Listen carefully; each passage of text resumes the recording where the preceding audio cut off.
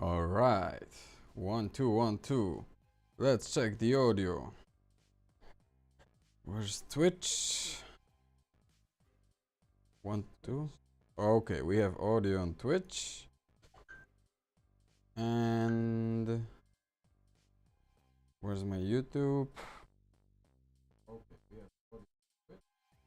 And we have audio on YouTube. All right, all right. Oh, wait a sec. Important message.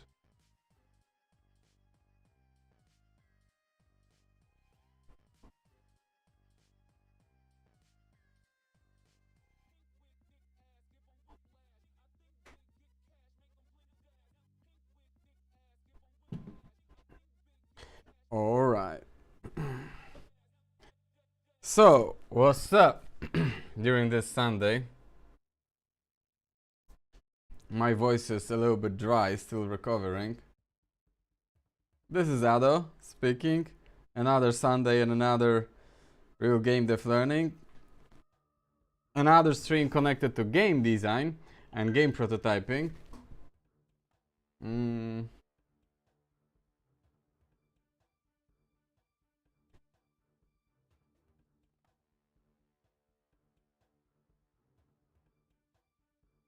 Wait a second, I need to really answer this.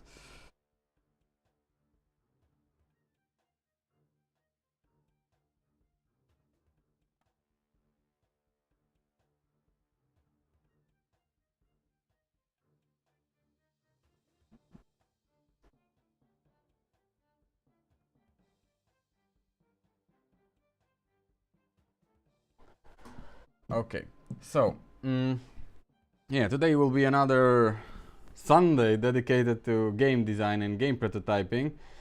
I wanted to do Mover plugin stream today, but I kinda need to finish 1 hour early, and I felt like 3 hours just for Mover, it ain't enough.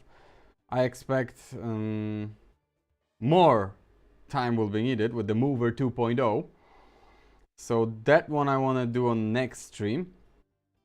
And today I wanna dig a little bit deeper into the funny movement that I created one time here on stream. So like, if you go back a little bit in time in my streams, you'll see one of the streams, I don't remember which one, but I was playing around with creating different type of ways of shooting, and I created a catapult arrow, and I want to dig deeper into that. And why is that, you might ask? Because I've hit the design challenge or design wall. Let's quickly, you know, as usual, before starting any work, let's review the facts, what we have right now. What we have right now is that this is a game about bow and arrow, right? And let's play from here. I have my beautiful green bow that looks like a real bow, and please don't say otherwise. And I have flame propagation, flames that can propagate on not destructible, on flammable surfaces. Everything that is brown right now means that it is flammable. I can burst the bubble carrying flame and see how it propagates, right? So that's a cool mechanic. I can also burst water bubbles, creating my pathway through the, you know, sea of flames.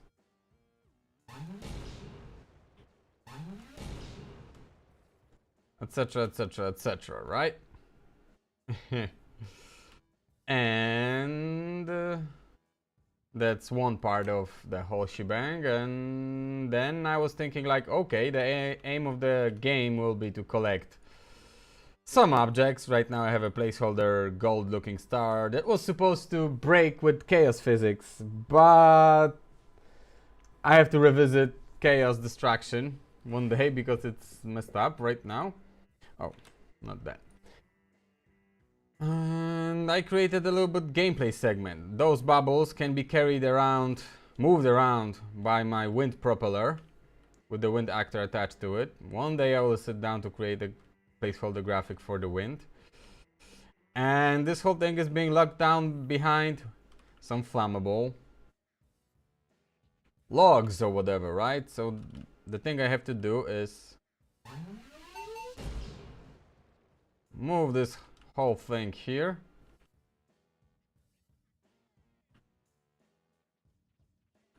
I don't know why it went that way. And now I can burst the bubble. Bang!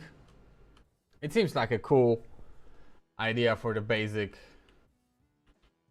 flame, wind, wood interaction, right? I should speed up the burning time. That's one thing. And now I can collect it. I have 1 star in the upper corner. And messed up physics, etc., right? But the design challenge that I encountered last time is by actually creating a gameplay sequence, right? And here's like 6 challenge points. Something that I consider far range, 75 meters from me towards my aim. And 3 that I consider super far range, 150 meters from the aiming point. And 1 is quite obvious. I have to just hit it. I see that the propeller is moving already, this stuff around, right?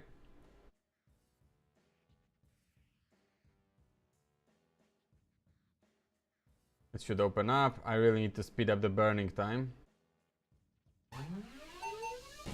Now I can collect this. We can observe the beautiful messed up chaos destruction. But I cannot, I can burst those flame bubbles, but nothing will happen, right?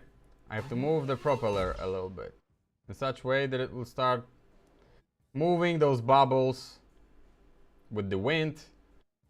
So I could actually maybe propagate flame towards this thing. Oh, I accidentally collected the star, but the design challenge is as such that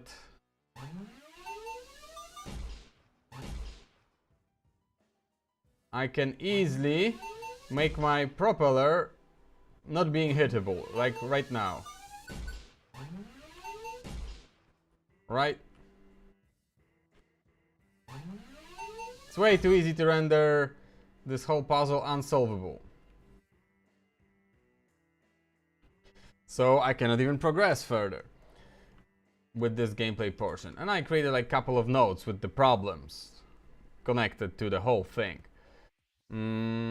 First, at the beginning the bubbles were too small, but I fixed that by scaling it. The propeller target was also too small, also scaling worked really well. The other problem that I encountered was that it was hard to adjust propeller angle on far and super far range. So I had to make some design decisions, like for example, when I'm charging my bow with the full charge, it will guarantee that the propeller will move 180 degrees.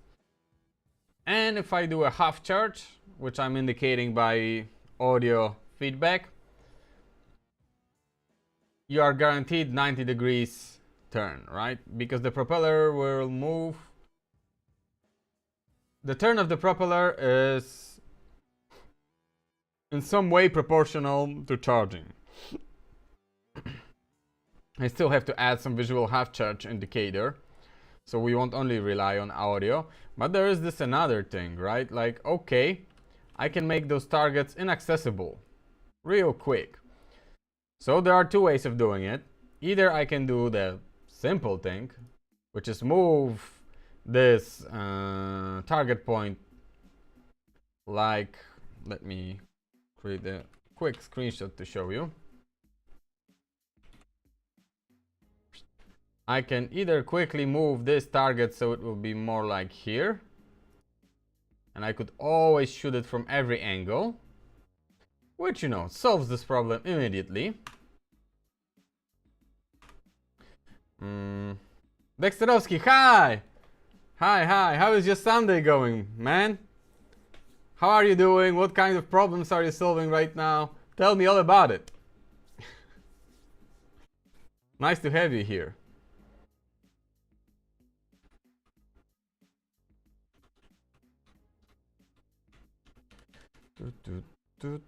yeah, so that is one way of solving it, but I thought about, you know, doing something a little bit different, which is I can create the paths around those ways that are still maintaining what I consider a far range towards the target, and you will be able to aim at it from every angle, right? So it will create this big roundabout around those targets, but just walking around is not cool around. It will be boring, right? But I still have this under my sleeve, the one old prototype that I need to hook it up once again. Give me a sec.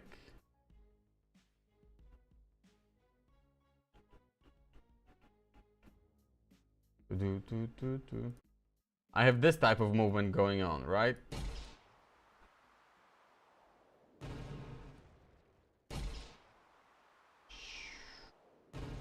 So I thought, well, maybe this is the time to bring that catapult shot back, right? And if I will be creating those roundabout pathways so you can hit the propeller from every angle, traveling to those points via this is way more funny. So we will see if we can make it work, but this whole gameplay needs to be sculpted a little bit first, because right now we can shoot really far. Way too far, so aiming at some pathways will be a nightmare in the current state. So that's the idea for today's stream, to sculpt this gameplay into something more manageable for level design. And Dexterowski answers, it could be better. How are you? I am preparing to introduce the weapons and inventory system, so I am doing research right now. Oh, nice. Nice. Weapons and inventory system. There's Lyra to look up to, but it might be way overcomplicated for what they did. I don't remember actually how they created inventory system. I remember looking at it like 2 years ago or something, but I don't remember. But for sure it was gameplay ability system based, so if your game doesn't need it, maybe that might not be the best, you know, source for your project. And how are you? How am I? Well, I'm still kind of recovering from those sicknesses. My voice is still a little bit dry, and I'm still having a cough every now and then. But I'm getting better. All right. Weapons and inventory system. That ain't easy task, let me tell you. I saw lots of people implementing different types of inventory systems. I saw good inventory systems. I saw inventory and weapon systems that made me want to question my sanity. It ain't easy. It ain't easy. And especially creating so-called generic inventory systems. That's hard as hell. So I wouldn't go that route. Unless, you know, someone is in charge of the multi-billion-dollar company. Dexterowski says, good to hear you're getting better. Thanks, man.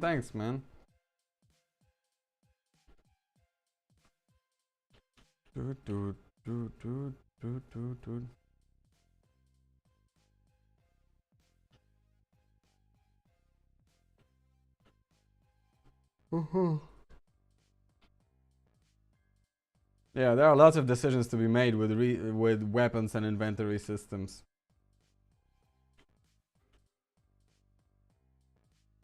Dexterowski says, I'm not worrying about coding it because I have an idea for it, but the biggest problem for me is the first-person view model and animations. Ah, yes. Yes. Yeah. How to swap those animations depending on the weapon, etc. Project Lyra from Epic has some inspiration behind it.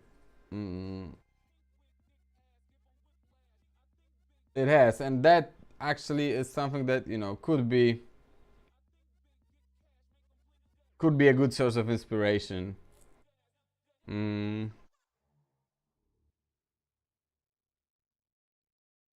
What they were having, I kinda forget the name of the thing.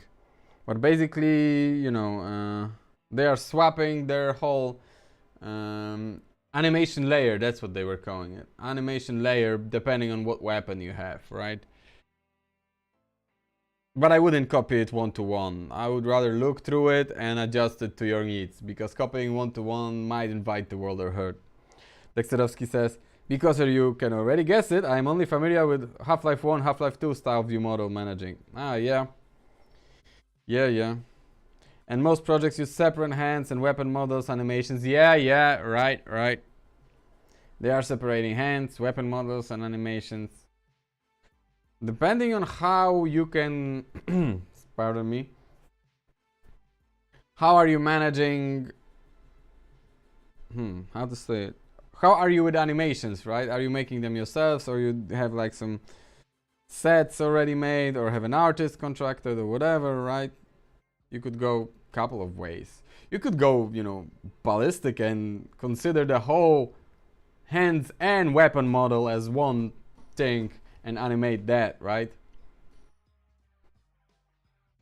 If you can manage this kind of assets. Most projects cannot. Like, you really have to have separate hands and weapon models and animations. Yeah, that's a tough cookie to crack, and not that many generic approaches. I mean, Lyra shows one, but it should serve more as an inspiration rather than one-to-one copy, right?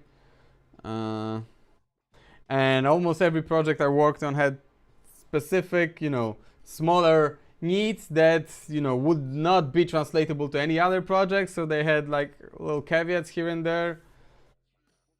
Even though it seems like it should be solved and super generic for all the first-person game with, you know, when you're holding a weapon, but not necessarily that's the case. It really depends on details. Dexterovsky says, I think I'll go with Half-Life style, with baked hands into weapon view model. This will be easiest for me. Yeah, if, you know, you can support that with your assets, sure. Yeah, if you don't make too much modular characters or anything like that, sure, it will work out. I don't know yet how I will go with animations here. I was thinking that this project, even though I'm prototyping in first person, it probably would turn into third person when you're aiming, the camera goes so zoomed in that it almost becomes a first person. But I'm not sure yet. We will see. We will see about that. Dexterovsky says, so I think my weapon blueprint class will have default settings like weapon name, skeletal match, animation blueprint, etc. Yeah. If you can support that with your assets and anim sets, going, you know, as simple as that will, you know, should work out. And Dexterovsky continues, and most importantly, with this way I can steal models from Gary's mode as placeholders. That is also good for consideration, right? Because we all have to get some placeholders. And if you can use Gary mods, you know, models as placeholders, then by all means, right? By all means. So let's, for this, let's first maybe create this walkway where I will be aiming at. It needs to maintain a 75-meter radius, right? So, there was one way of drawing with the modeling tool. Extrude path, from what I think, right? And I could just go here, here, here, here, here. I have to go like this, right? And that way, oh, but it created it here. Okay, not save it.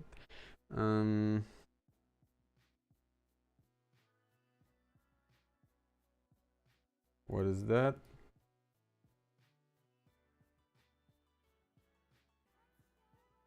And just create spline. Okay, that's not what I want. Yeah, I want to extrude just path. Yeah, sure. It can be like that. But we need to change our perspective to the top perspective. I wonder if it still works for that stuff. And with middle mouse button, I can see that this is 75 meters from here. This is 75 meters from here. And now we have to also go like 75 meters. So it is around here. And then somewhere like around here. Then I need to go like this and this. So my path, okay, will be something like this. Okay, let's see if it will work out.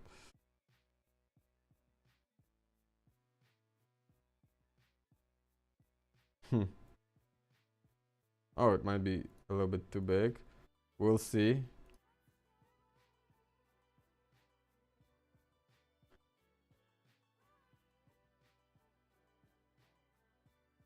Holy shit, moly.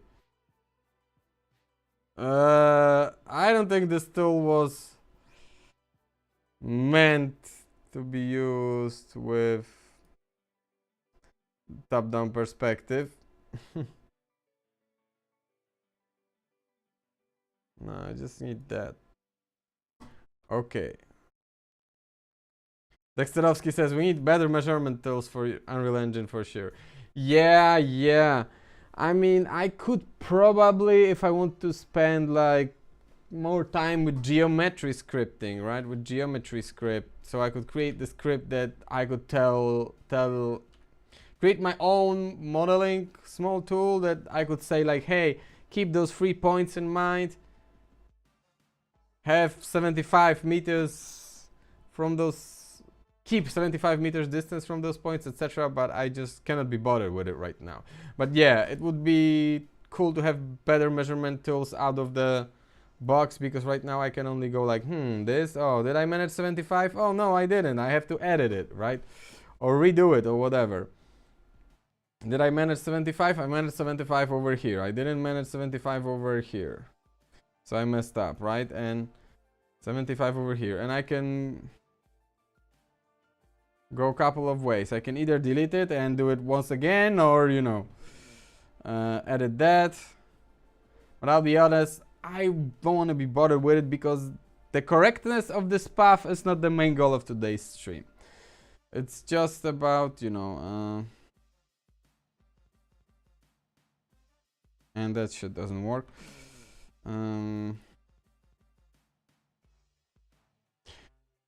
Did I have autogen folder? And I wanted to have current folder. Okay, whatever. Save all. Who cares? Not landscape. I don't want landscape yet. I just want to move it up a little bit. And does it even have collisions? But yeah, I would love to measure in the perspective view mode, right? I created a little tool for myself, but it's not that usable, and there's lots of plugins. People are always creating plugins for that, but I would love something out of the box. For sure. And right now, let's see if it is actually walkable. Yeah, it is. The material is all kinds of weird, so maybe let's take world grid material and assign to that stuff. Oh, it is a world grid material. It's just completely fucked up. I mean, UVs on this model are fucked up.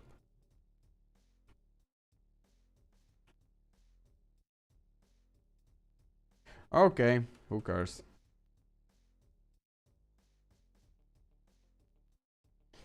Dexterovsky says, the one thing I really miss from Unity is ease of coding editor stuff.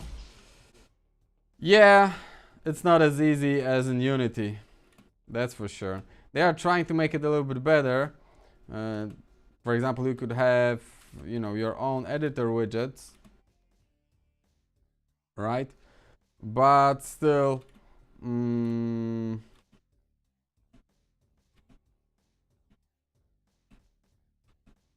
it's not up to snuff. Dexterowski says you can just use UV projection or auto UV. Yeah, I might quickly click it. Modeling. I want to edit that. Can I edit that? Am I editing this? I hope so. Auto UV. That is interesting. How about 400 portraits? Okay.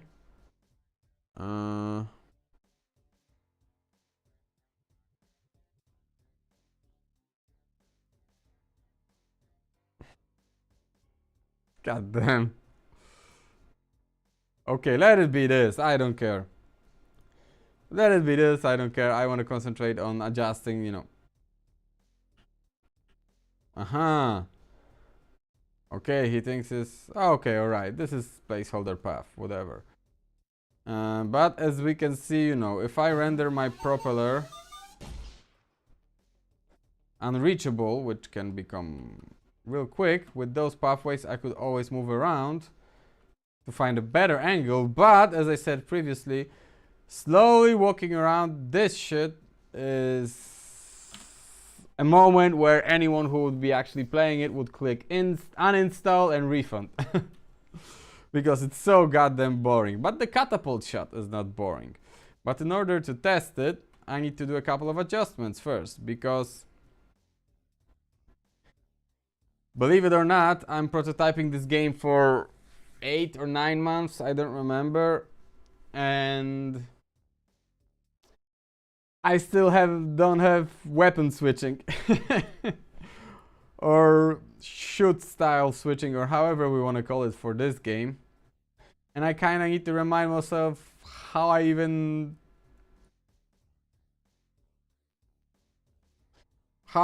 inputs were working. I know that I just used out of the box FPP template input, which depended on the enhanced input local subsystem. So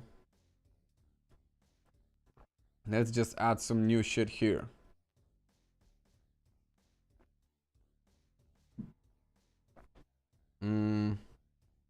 Yeah, for now I can just have a toggle weapon.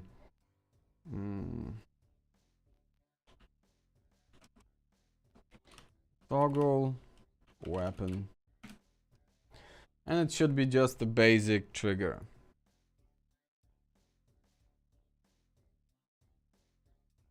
Dexterowski says, today's morning I was looking into estimated revenue of indie games like Escape the Backrooms. Did you know that it was made by one person and it made almost 15 million motherfucking dollars? You gotta be fucking shitting me. What? Okay, that motivates me. And I'm sure as hell it motivates you.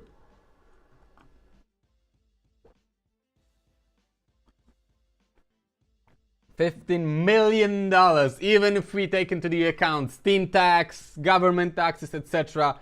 It's a shitload of money. Right now, I'm not eligible for goddamn mortgage. With that shit, I could show middle fingers to mortgage givers. That is motivating. Now, Escape the Backrooms. Wow.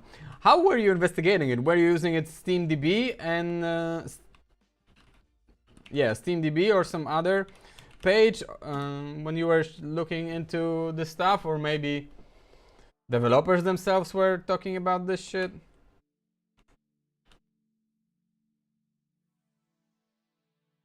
Ah, this is this game. Yeah. Yeah, there's like this wave of indie horror cooperative games that are selling like fucking crazy, and they are making all the money. And it got released in 2022. God damn! Why do I suck at thinking about horrors? Maybe I could, you know, escape the renting situation. Free! Oh my god, the stats of this. Let me quickly, you know, show it up in here what Dexterowski has been talking about. It's made with Unreal, released in 2022. 3,827 people right now in game. Those owner estimations are off the fucking charts. And it's $15 million after Steam cut. Oh my god, you could escape all kinds of financial troubles with that shit. Fancy games, what did you develop also? Only this one. I don't blame you. If I had such hit in my hand, I would also just be constantly updating it for the people. God damn!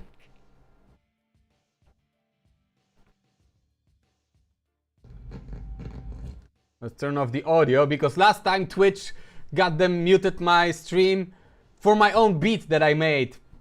But I was watching Venus Theory and Ben Jordan videos about how easily you can use content ID to basically fuck people up even if they are making their own music. So I deleted the offending beat.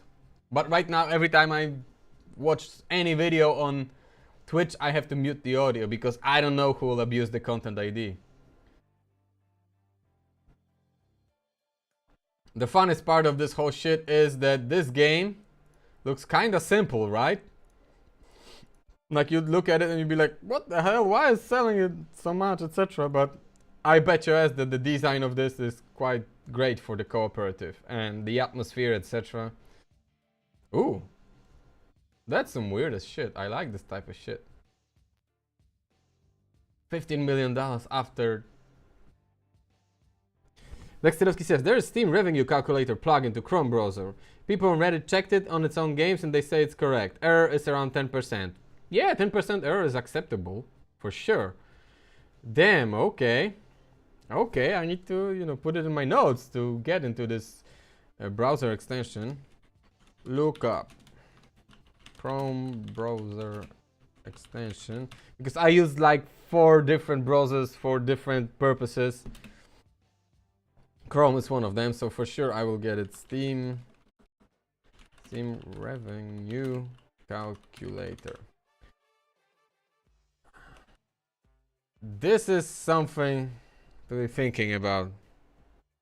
And it all also harkens to all those games that I was playing around in my project's neighborhood with other friends from the neighborhood. Like, I don't even know how to translate those names in English, like podchody, etc. It all harkens back to old things that we used to do as kids. Lexterovsky says, sorry about that, I destroyed your Sunday. No, actually, it is super motivating, I'll be honest. It is motivating. I'll be honest, for the last, I think, year or so, I've been talking with my GameDev friends about how awesome it is to see that indie devs are having great situation right now. Even though you are looking, if you are reading all those, notes, no, not notes, news about how companies are laying off people, etc., that it sucks, that the game development industry is at some kind of crossroads with the AAA. But then there are indies that are making really good shit and great money. And we are like, well, it's the big companies that are fucking up right now. It's not a doomsday for the whole game development industry because you have games like this, like Bellatro, like Enshrouded, and a couple of others that are, selling, right? So if anything, it is a wake-up call for the AAA industry, but not for everyone else, right? It only goes to show you that if you have a cool idea, you don't have to have AAA assets to, be appreciated by people. It's actually not destroying my Sunday, it's motivating the fuck out of me. It's making me feel better. So thank you, Dexterovsky, for that. That actually is super wholesome to see. I always applaud when I see the, like the headline that, oh, this indie team or guy made this amount of money, etc. It's like, hell yeah. Okay, back to the thing I was doing. I created the input action for toggling weapon. I need to register it. I toggle. What the hell? IA toggle weapon. 。 . 。 . 。 . 。 . 。 . 。 . 。 . 。 . 。 . 。 . 。 . 。 . 。 。 . 。 。 。 。 。 。 。 。 。 。 。 。 。 。 。 。 。 。 。 。 。 。 。 。 。 . 。 。 . 。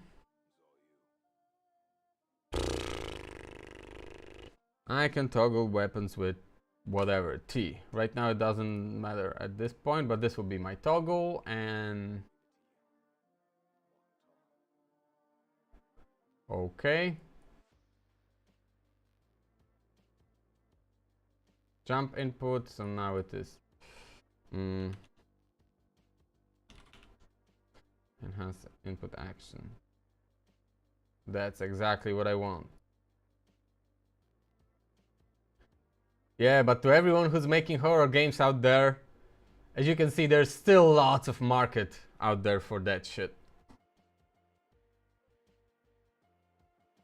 There's still lots of, you know, people that want to play this stuff cooperatively. They will appreciate you. That's really awesome. I really enjoy that fact. Okay, so on begin play, I can do this. Should I just make it real simple, like remove current bow component? And does bow component do some? Ah, it also sets up inputs. Ah, shit. There's a little bit more scripting to be had in here because I need to remove mapping context.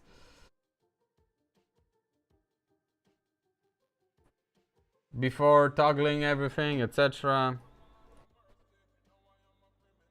Unless bow input mapping console. IMC weapons, okay. And what does my catapult have?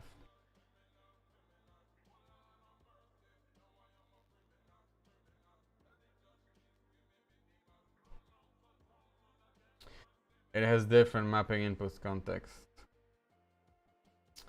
Yeah, so I have to remove this shit all the time. Okay, let's do it. This is the piff instead of pitch. This is the moment where I am paying my own technical debt, right? God damn, it's so hot in my apartment, even though it is so cold outside. But I guess my graphics card is really... I don't know why, but it is super loud in here. I hope you don't hear it. Maybe it's at the end of its life cycle. Please don't. Please, no. I don't want to deal with that shit right now. Okay, bow component. Let's put it here. So first of all, we have to custom event. Remove inputs, because that's what I need to do. Let's do all of that shit.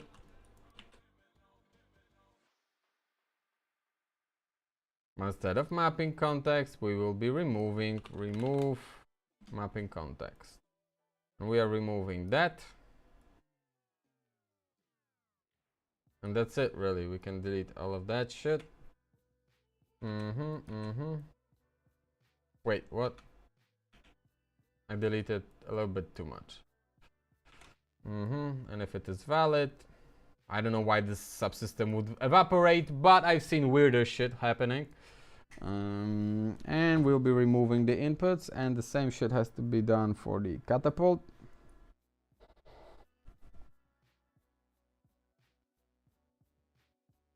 And actually I can just go remove, or should I say functions override, remove inputs. Yes, exactly, but I want to put it around when I'm setting up inputs. And I just need that. If I remember correctly, there was some weird bug that I still haven't investigated, because easily you could ask, hey, your base parent class, bow component, where is it?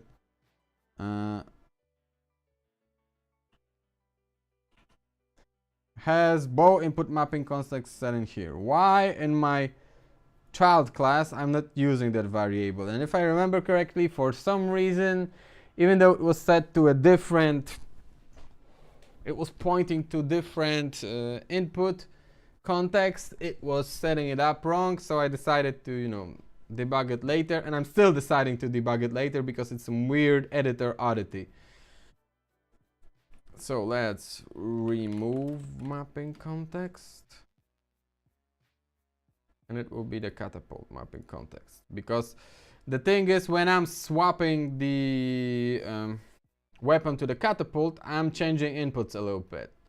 So the right click can show the path of aiming, and the left click is of course launching my character, and I don't have any charge input or anything like that, right? Although it might turn out that I will be implementing charge input. I don't know yet. We'll see. Okay, so we have remove inputs, and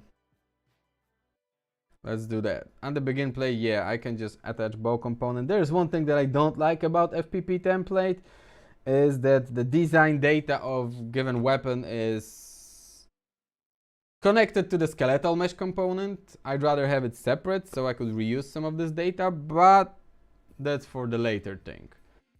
Because I don't even know if I will be swapping that shit in and out, etc.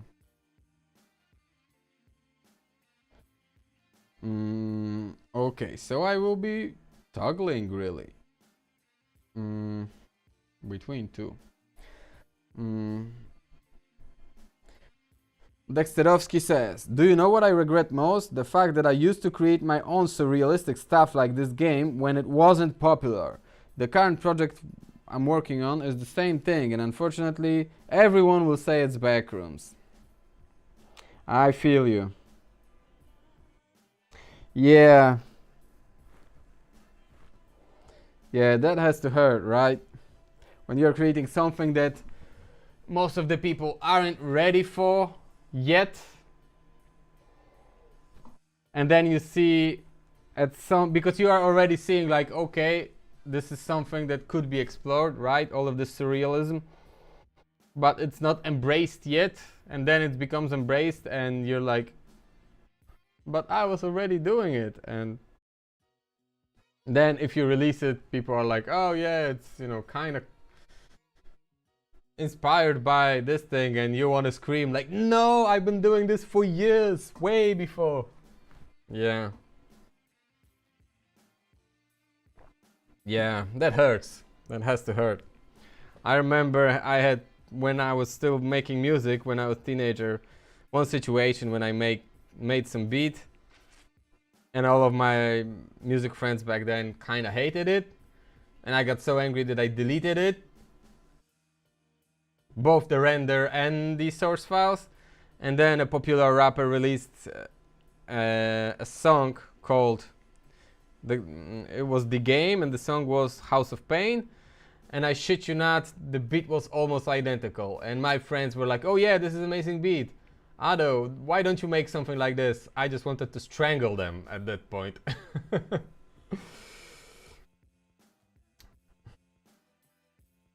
Yeah, but that's water under the bridge.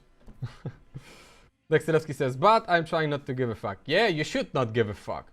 Because if anything, this, and there's a new game I read on PC Gamer that is also like a cooperative horror with the surrealistic themes. I forgot the name of it. But for some time, it's, you know, the new game with surrealistic style is popping up, right? And they are also making money, and some people are saying, yeah, the inspiration behind this is this and that. They might be wrong, but if they enjoy your game at the end and they are buying it and they loving it, and they are telling their friends to buy it so they can play with them, and they are constantly give you props, well, we should probably not care about if they think that you have been inspired by something that you haven't been inspired by, right?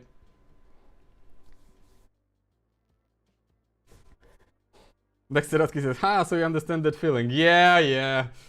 It was different domain, not video games, but the feeling is very similar when you're like, I want to strangle all you. Yeah, but I bet, you know, all the developers have those kind of things.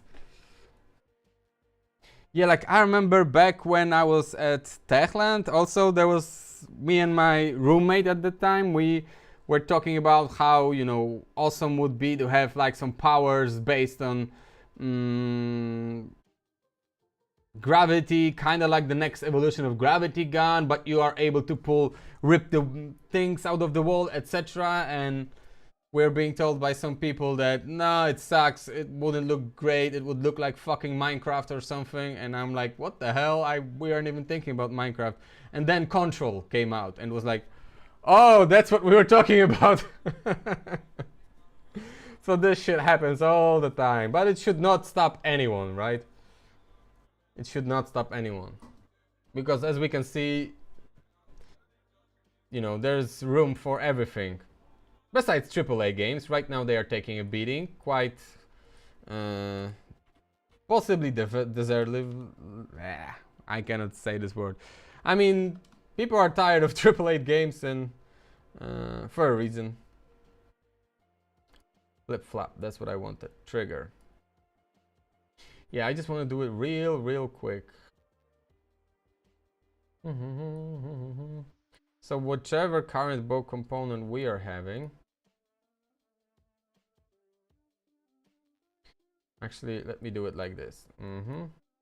Remove inputs, just call that.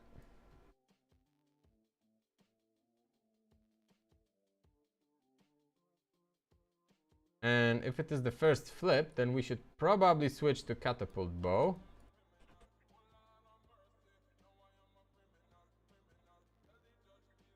Right, and if it is the second flip, we should switch to regular bow.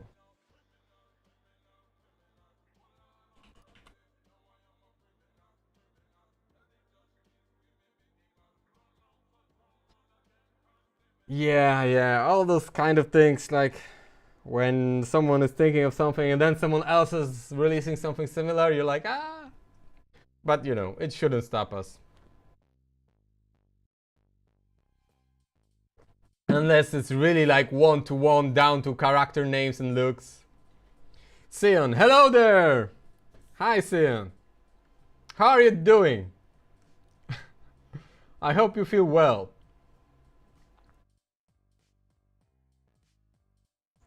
I hope you feel well.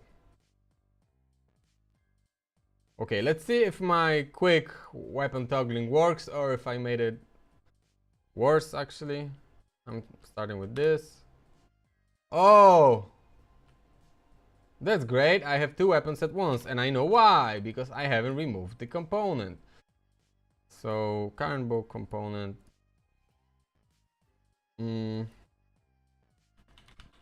Destroy component, yes.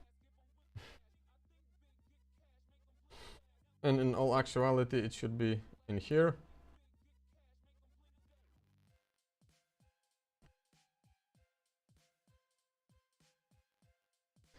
Dexterowski says, sometimes I'm forgetting that I am developing game only for myself and for increasing my knowledge and especially for fun. Yeah, it's easy to forget that, right? It is easy to forget that. But the thing is, if we, you know, chase down all the stories when some of the games were really successful and people are talking to the creators, that they are kind of talking like that. They are kind of saying that, yeah, I'm a fan of this genre, or a fan of this game or that game, and I wanted to make, you know, a game for myself, and it turns out lots of people enjoyed the type of thing that I made, right? I think the guy that made Stardew Valley was talking something like that, right? Okay, I'm making this game for myself because I love Harvest Moon so much, and I haven't seen the good Harvest Moon in a while, and it was ballooning up. Jason Schreier, you know, talks about that in Blood, Sweat and Pixels book, I think. And the guy was lucky because he had such supportive partner that even though he was making this game for years, being broke, etc., not really chipping in into, you know, all the expenses that they had, she was still supportive of him. Even though all of her friends were telling her like, dump this bomb, etc., like she was like, nah, fuck yo, I love him, he's happy and he's doing something, right? He had amazing luck having, you know, such a partner, and people love Harvest Moon and they loved Stardew Valley, sure, right? Dexterowski says, especially it is easy to forget when you are looking at $15 million game made by one person. Ah, yes. It is easy to forget when you see such story and your mind thinks like, oh my god, all the, you know, financial problems I have right now. I could take care of all of them if I made such a pinpoint hit right now. Yeah, it can, you know. It can mess with your flow, for sure. For sure. I used to also be sitting like, okay, what kind of game I will make, you know, to finally get mortgage or whatever, and, you know, writing down those notes, etc., only to realize that I don't know what the fuck am I doing. Okay, and now I have this. Okay, my impromptu switching weapon works. And now the first challenge, right? To make it playable. I want to hit this propeller from the other side of the thing. It seems impossible right now to aim at this shit. Holy shit, I aimed at this stuff. But it was pure luck, because right now I want to aim at this and I barely hit. So I guess one of the things that it is also on the level design front, that the pathways should be way wider, because I am unable with this point of view to aim that precisely. Besides, I could be like, oh, I want to hit this and aim at the wall and be stuck in the collision, right? So such pathways should be way wider. They probably should be beveled a little bit. And I have to do some creative thinking right now in order to visualize with the aiming line that yes, you are actually hitting something that will guarantee that you will land properly, right?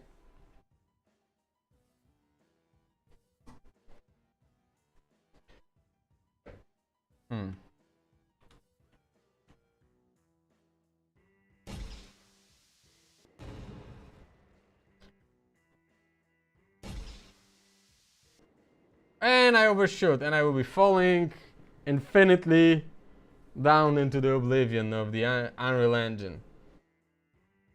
Until my projectile turns off, and it turns out I was here the whole time. That's how I made this fake.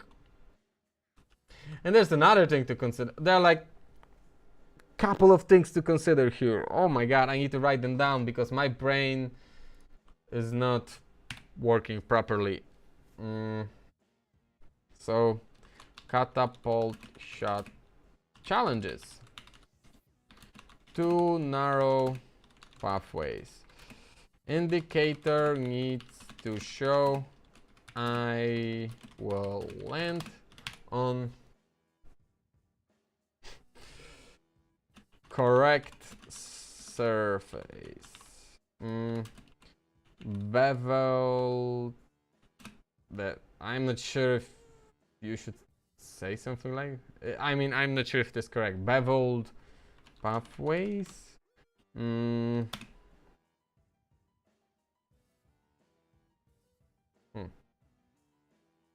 Dexterovsky says, and I wanted to thank you for those streams because you are the only one I can talk to about developing games, and you are someone who are not judging someone in advance because of lack of knowledge. Oh, thank you, my dude. Thank you. Thank you. I'm glad I could be of help. I'm glad I could be of help, and I never want to judge anyone. Because we all started somewhere, as then also we can see all those streams. I also don't know that much about, you know, design, couple of other stuff, etc. So we all always forever learners. And thank you for your kind words, Dexterovsky. It's motivating me to be even a better streamer.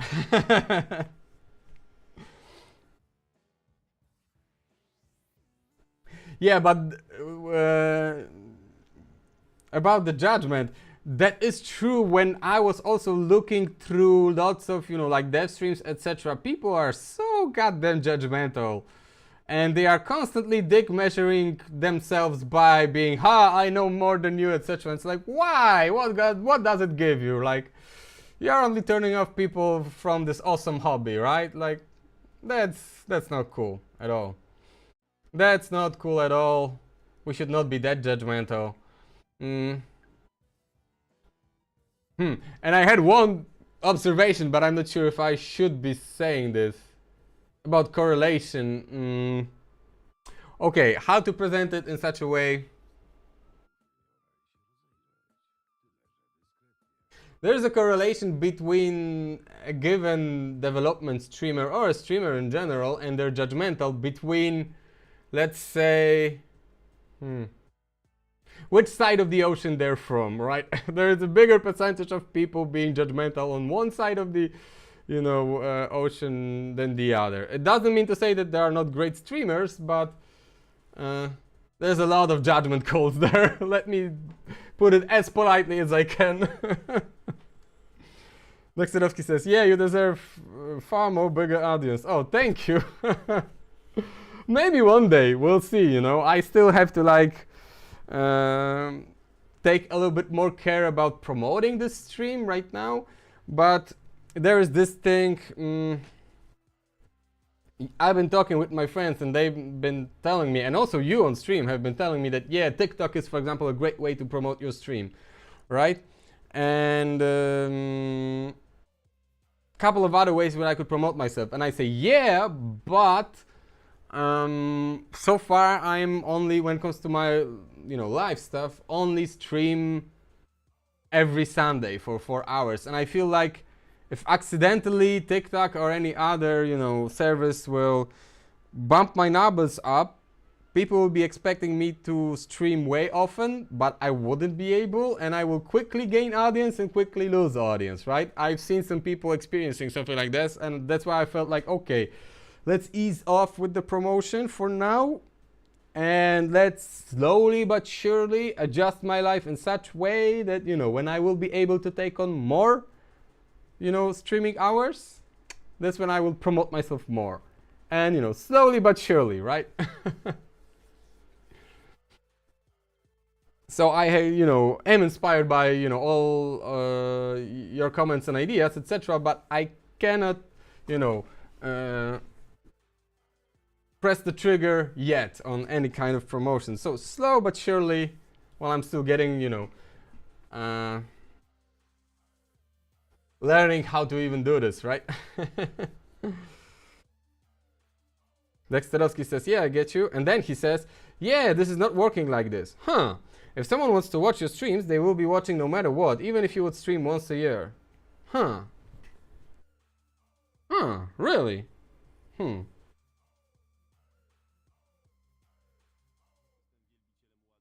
Then I have to think about this. And I take your word for it because, you are making a living from YouTube, etc. So I guess you know more than random people on Reddit. I mean, I know for sure that you know more about this. Yeah,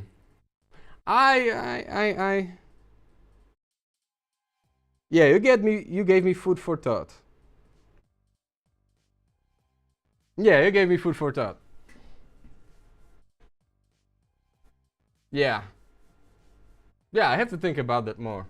Maybe you're right. Maybe I should press the trigger on the promotion quicker. And if someone is so impatient that they're not able to wait more than a week for my stream, that I guess probably they wouldn't like my content either way, right? So I think you might be right. If someone wants to watch my streams, they will watch it. Yeah, you're right. You're right. Yeah.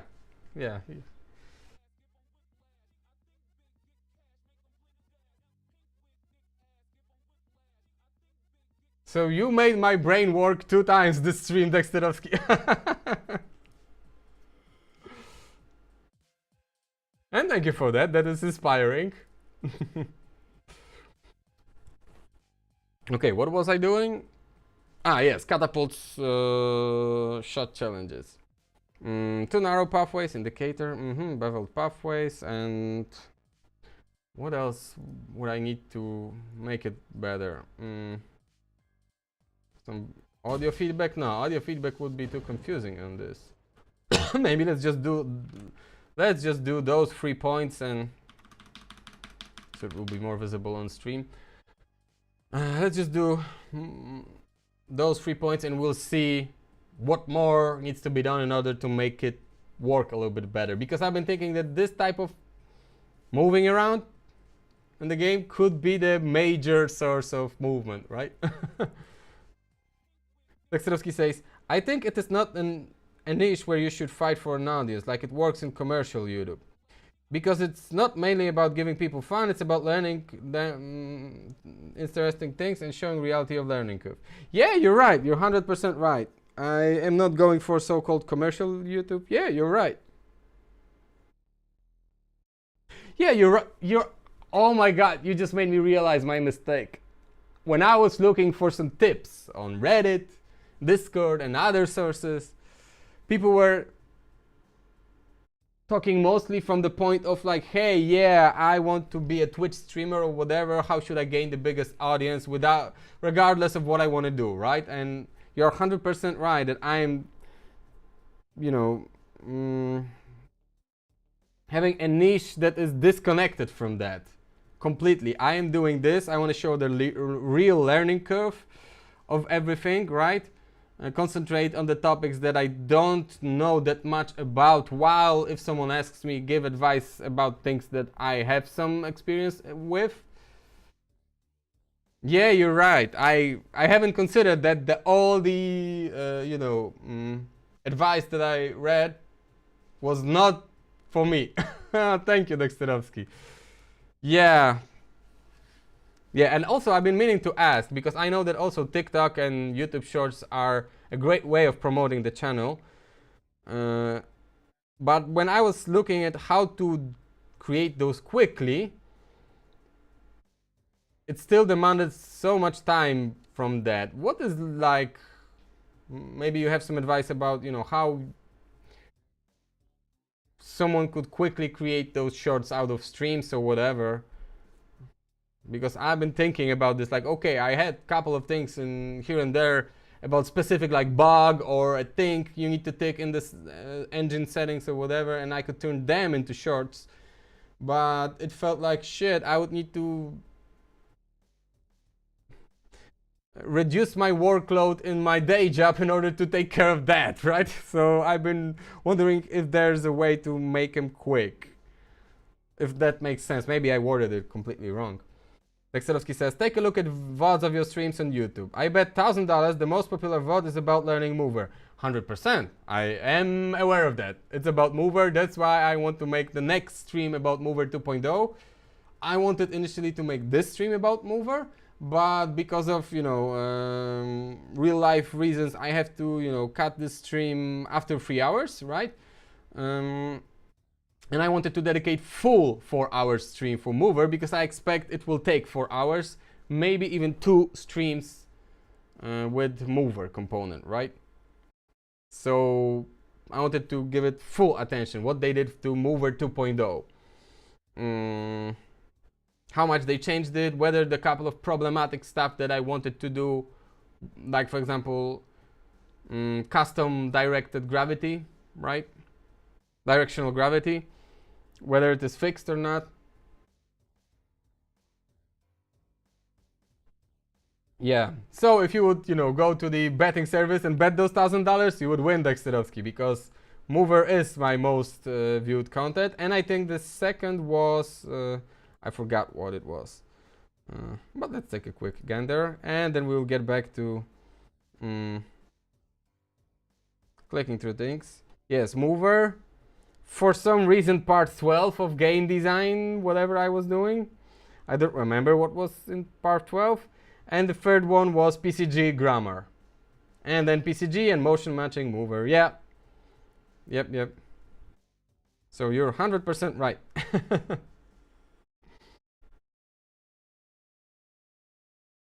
Leksterovsky says, I will send you a solution for quick making shorts on Discord because it will be longer message. Oh, yeah.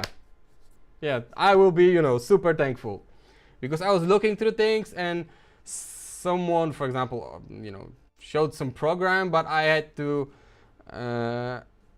in order to use it for free, I had to sign up, and the amount of personal data they were asking about, I was like, Nah, fuck that program. I'm not giving you that info.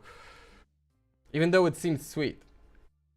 But yeah, I'll be super thankful for any, advice towards shorts.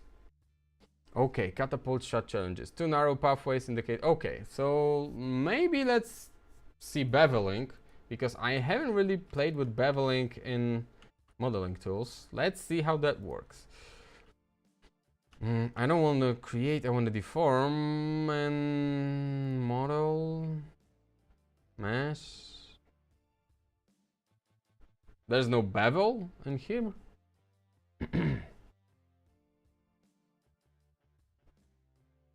Then how do you bevel?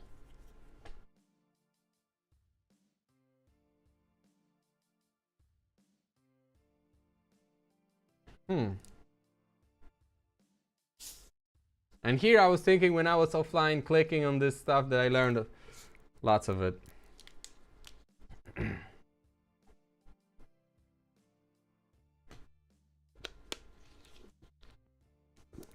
I mean, I guess first I will have to subdivide. Maybe 2 levels. Subdivision. No, sharp corners. Bilinear. Yeah, thank you.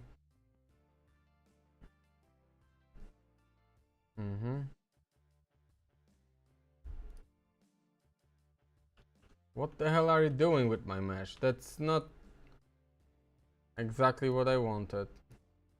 Okay.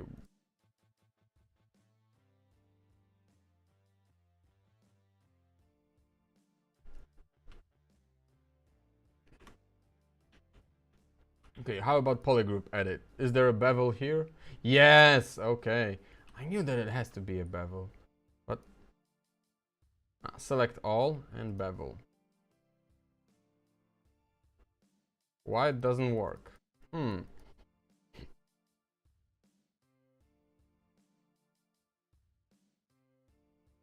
I need to add more edge loops? Yeah, for sure, but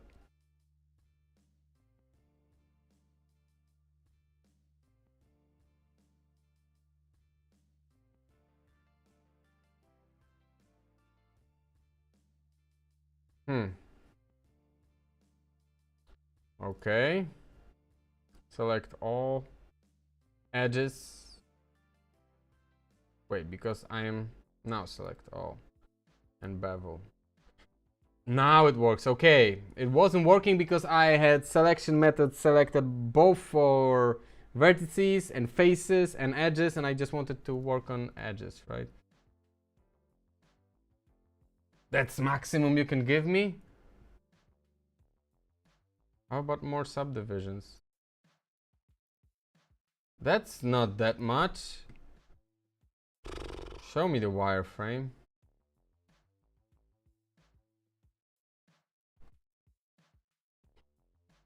That's not exactly what I wanted to do, but I will accept that.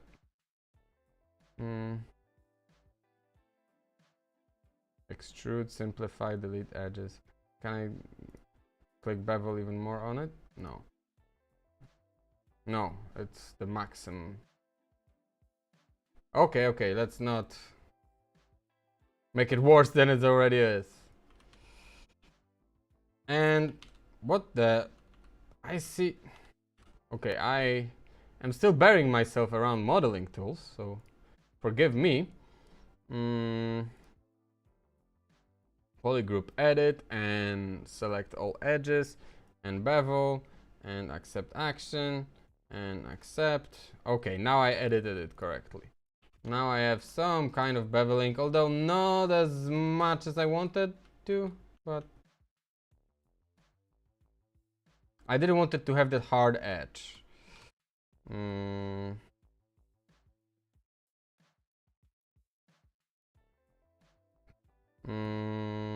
Okay.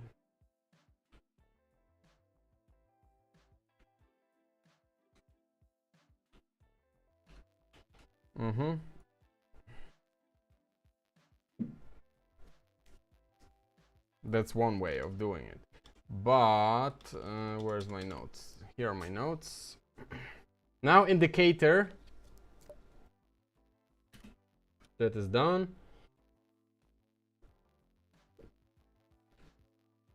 Now an indicator that I will land on correct surface. But also this aiming should be fun. So even though if I will make it functional, I'm not sure if it will be fun. Because right now I see that this kind of, how to say it, arc that we are going as a character from our aiming point towards the goal is not that fun because it's way too flat. I would much rather, but on the other hand, I cannot predict what kind of geometry I will have.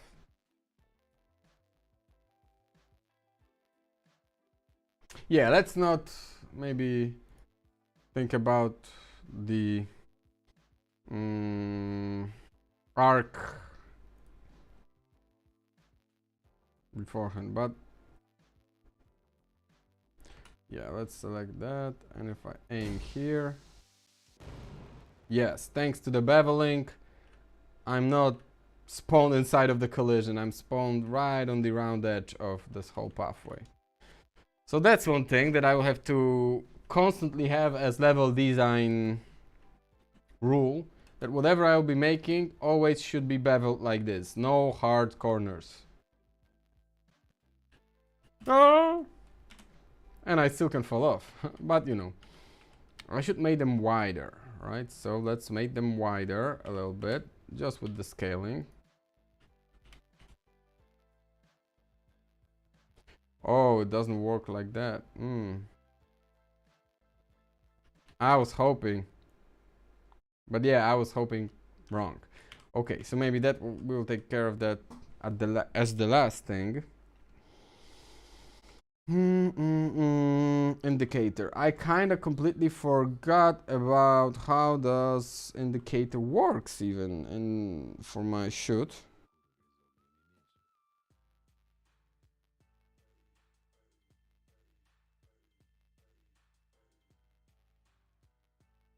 Okay, so we don't need actually this anymore. Yay.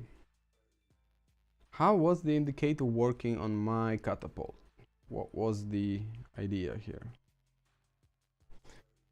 We're constantly... we were using the node predict projectile path by trace channel. Okay. And we're tracing by visibility.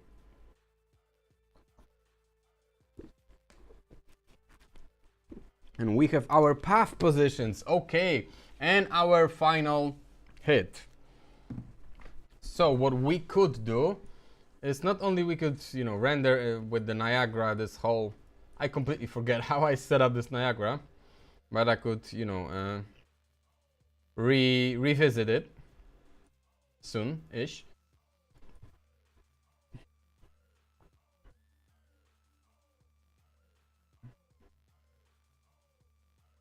But the most important thing is our final hit.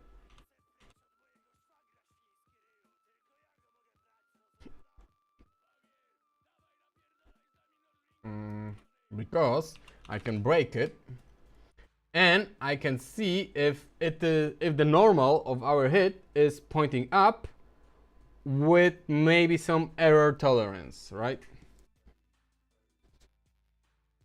And that way I'm able to calculate whether I'm, you know, aiming at something flat or not. But still, I should probably in some way take care of, in a fun way, the situation where I'm aimed quickly, overshot it, undershot it, or whatever. So I will be punished, but in such a way that I don't want to turn the game off, right? Parts of it is on the level design, in such way that I cannot fall to my oblivion, right? So if I, you know, miss aim and I will fall down, I should be able to get to where I was real quick with my catapult shots, right? Because they allow for quick transportation over the entire level, right? So there's that.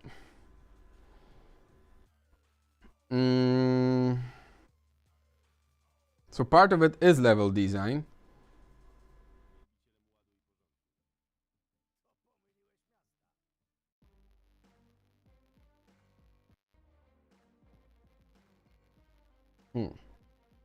Yeah, we'll see. Tomatoes cannot be trusted. Hi, awesome nickname. Tomatoes cannot be trusted. I love this. How is your Sunday going? How are you doing? Awesome. Tomatoes cannot be trusted. And just like that, I will remember your handle. Awesome.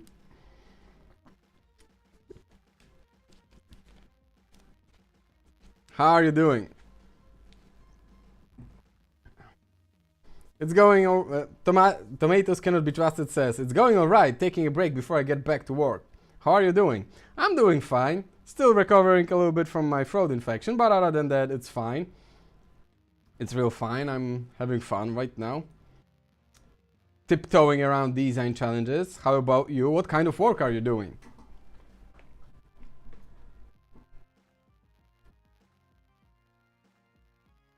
What kind of work are you doing? Tomatoes cannot be trusted.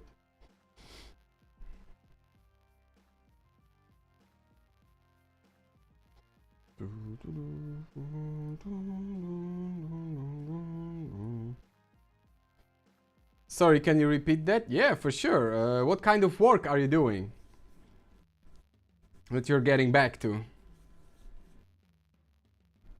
I wonder. Oh, working on a game in Unreal. Nice, nice. What kind of game? What genre? How many players, etc.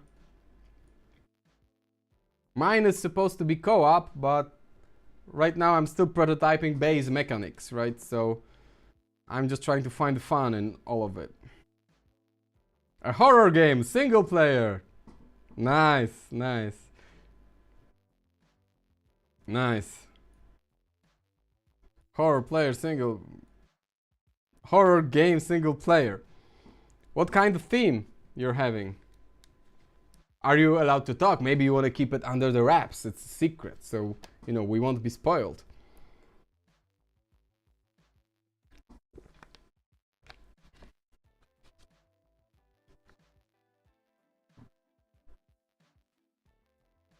God damn, it's so hot in my apartment right now. My graphics card, I don't know why. It's been running like crazy and my level has almost nothing in it. So it shouldn't be working that hard. It is goddamn so loud and it's so up, heating up my apartment right now.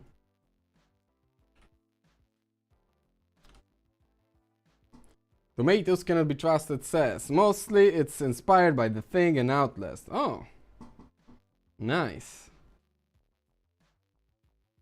Nice, nice. And how far are you along with this project? Are you at the prototyping phase or maybe even further?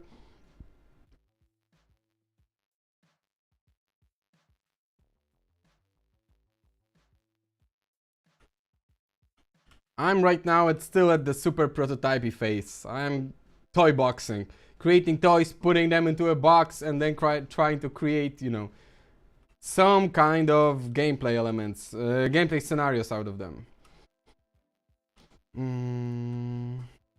Okay, so here we have this, and we have our impact normal.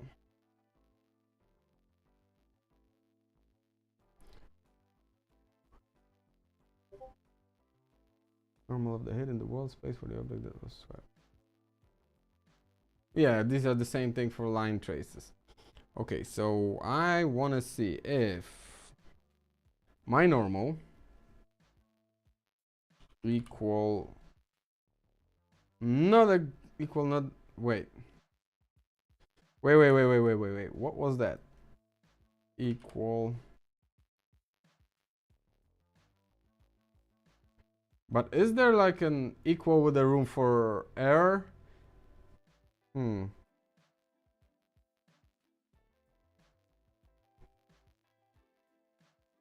But I can make it with the dot product already. Tomatoes cannot be trusted says very early. Regarding my question about how far along is his project going. Very early. Prototype, I used to have a far better build, but it was a different team where I couldn't get anywhere with the story, so I kinda restarted. Oh, yeah, sure. Yeah, sure. So you are very early in a new prototype. You were pursuing one theme, but now you're going with the other. It's good to pursue sometimes, some avenues to realize that, maybe we should go other way. It's good to, realize that quickly. That's why I love prototypes.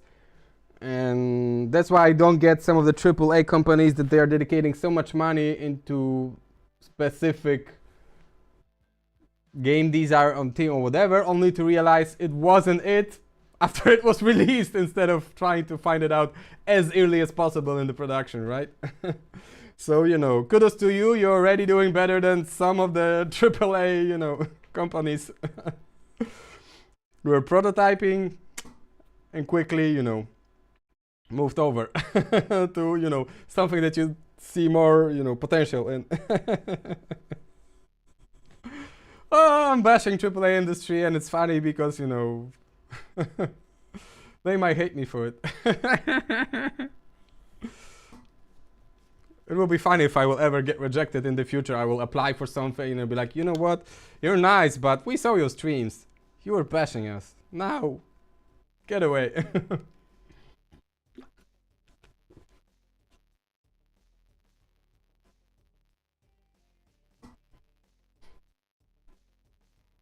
Is your game going to be tomatoes cannot be trusted first person or third person?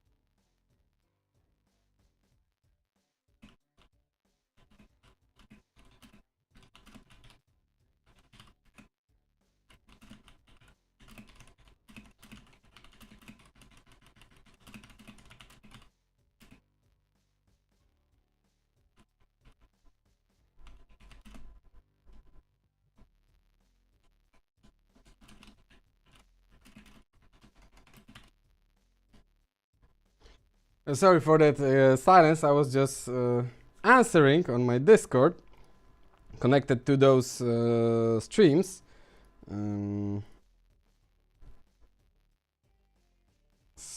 Let me drop a link if you just, wanna hop on over. We like to share, some of our work in progress, talk about a lot of stuff regarding development and things surrounding that.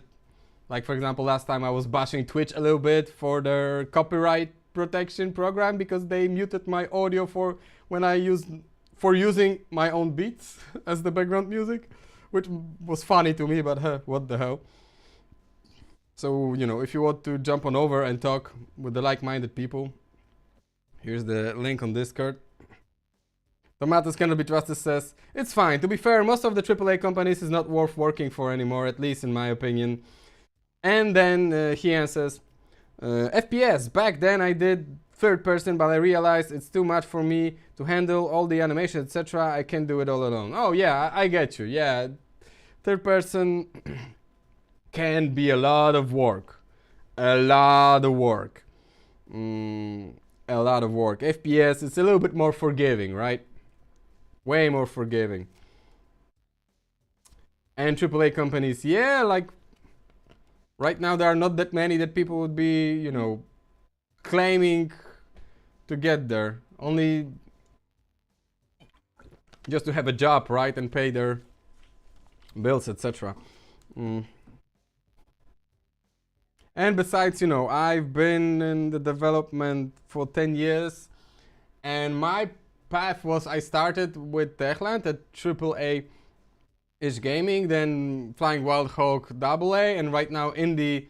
I work for an indie company called Creepy Jar, and so far I have to say, going that route, starting with bigger thing, and then going indie is a nice trajectory because AAA can be stressful, and indie still can be stressful, but in a different way that for me personally is way more enjoyable, I would say, or manageable that way. Tomatis Cannot Be Trusted says, I love Techland. Yay! That's cool. I rarely get to meet anyone who, either heard of Techland, and if they heard, they like it. So, thank you. It was really a nice experience, nice 4 years of starting, because I started there and learned a shit ton there for way more senior folks than me. I would say it is kind of like if you were going to college for game development, right? Starting at AAA level, because you get to meet so many experienced people.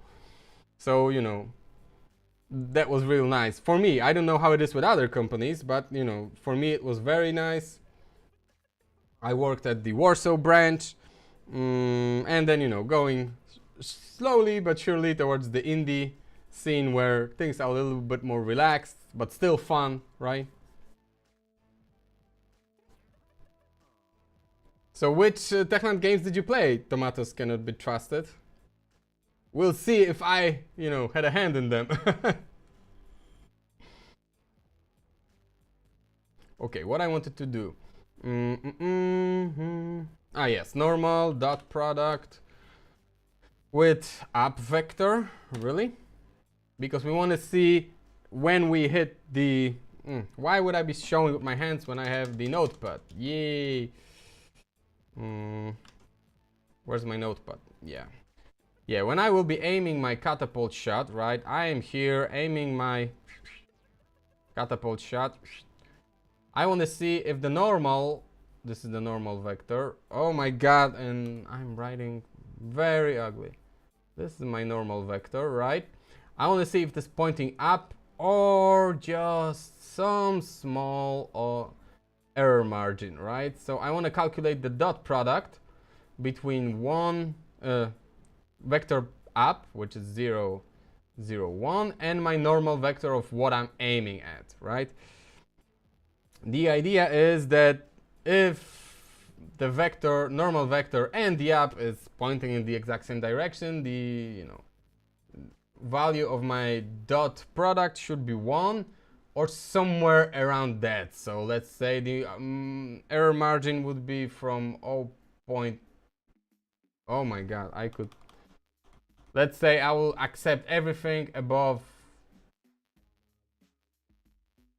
0.95, right? Let's see how that will work out. Tomatoes Cannot Be Trusted says, that's the thing I kinda dislike about my job. I work for an indie company and I'm the only programmer with the junior level skill. The only thing I can learn from is the internet, which I know how others did it, but I feel a lot of pressure making calls on how to do something in the game. Oh yeah, that's a very tough situation to be in, right? Because they are expecting you to make a call, and you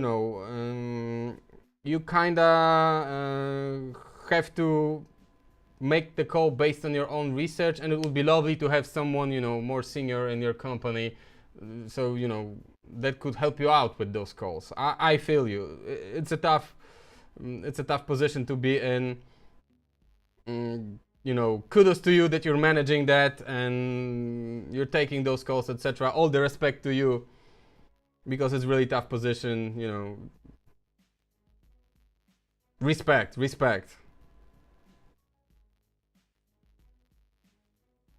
Yeah, the pressure is real in that situation. I can only imagine that. Respect, really respect. I cannot imagine when I was a junior making any call. I was so starting out, I barely remembered how to program from my university years, right? So making calls, and especially, you know, Techland doesn't use like Unreal, etc. They use their own engine, back then called Chrome engine, before it was turned into C engine. And making any calls would give me nightmares. So respect to you, sir. What kind of engine are you using on your day job? And then Tomatoes answers my question about Techland games. Dying Light and then Dead Island. Okay, so I worked on Dead Island. Oh my god, what was it called? Dead Island Deluxe Edition and Dead Island Riptide Deluxe Edition. And with Dying Light, I only did like small things for the sequel, right? So we have a little bit of overlap there, my friend. Tomatoes Can Be Trusted says, we are using Unreal Engine 5. Oh, nice, nice. That's great.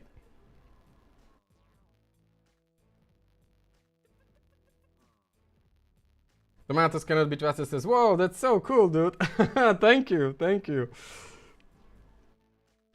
Thank you very much.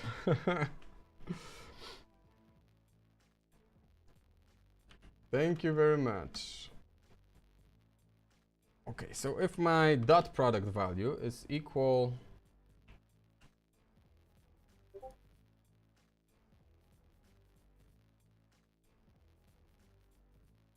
is bigger than 0.95, which means we're almost identical to up vector, it should mean that, you know, we will land on a correct surface, which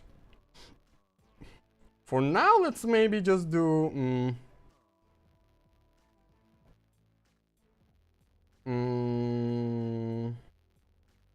what I wanted to do, some debug arrow.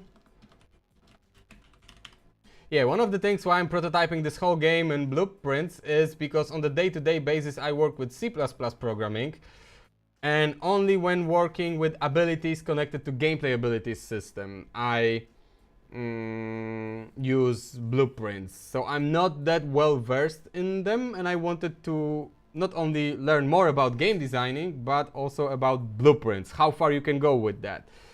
And there is lots of things that are awesome about it for quick prototyping, right?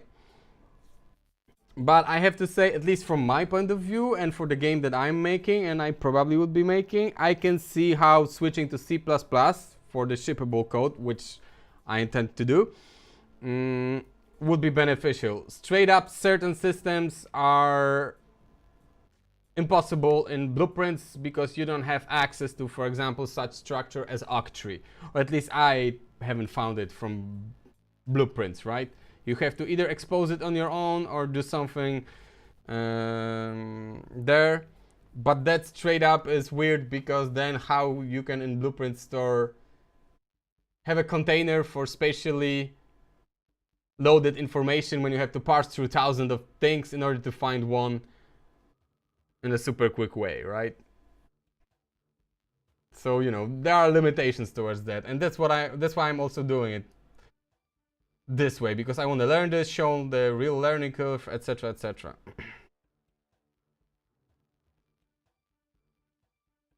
Yay, you joined my Discord, yay!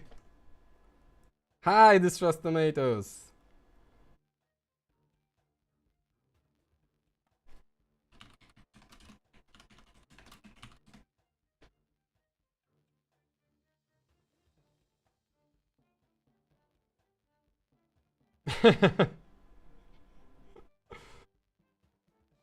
I love your handle, dude. I love your handle, dude. The tomatoes cannot be trusted. I so much wonder what's the story behind it. You know, if you are willing to share, of course. Maybe there's some deep personal reason. So then, you know, don't feel pressure. But I just love that handle. It's intriguing. It's really intriguing. And you're a trooper for, you know, taking those calls at work. That is inspiring, I gotta say. Okay, so we will be printing our debug arrow because I just want to see how it will look and what kind of visualization I want to do. In order to make it look cool when aiming with my catapult shot. So line start, of course, will be something like this. And we will take our normal or just up. No, we will just take up. So we will just take this and add. The one thing that I also don't like doing in blueprints is mathematics. I know there's this mathematic nodes, but it never worked for me. And just mathematics in blueprints make it almost unreadable. So yeah, we'll be taking this and create vector. Wait, what? Make vector, of course. Make vector that is pointing up, and let's, I don't know, like 1 meter multiply by to float 1 meter. Bang bang, that's our line. And arrow size, I don't know, 3. Line color, I don't know, if it is blue, the opposite is yellow. Duration, it's on event tick, right? So I should just straight up take delta seconds and put over there, but we will just, that will be for the real non-placeholder visualization. And thickness, I like him thick, so 2. And let's see how it looks. Will it be informative enough? And then I will think about how to make it actually satisfying to look at while aiming. Tomatoes Gonna Be Trusted reveals the origin behind his name, and it's simple.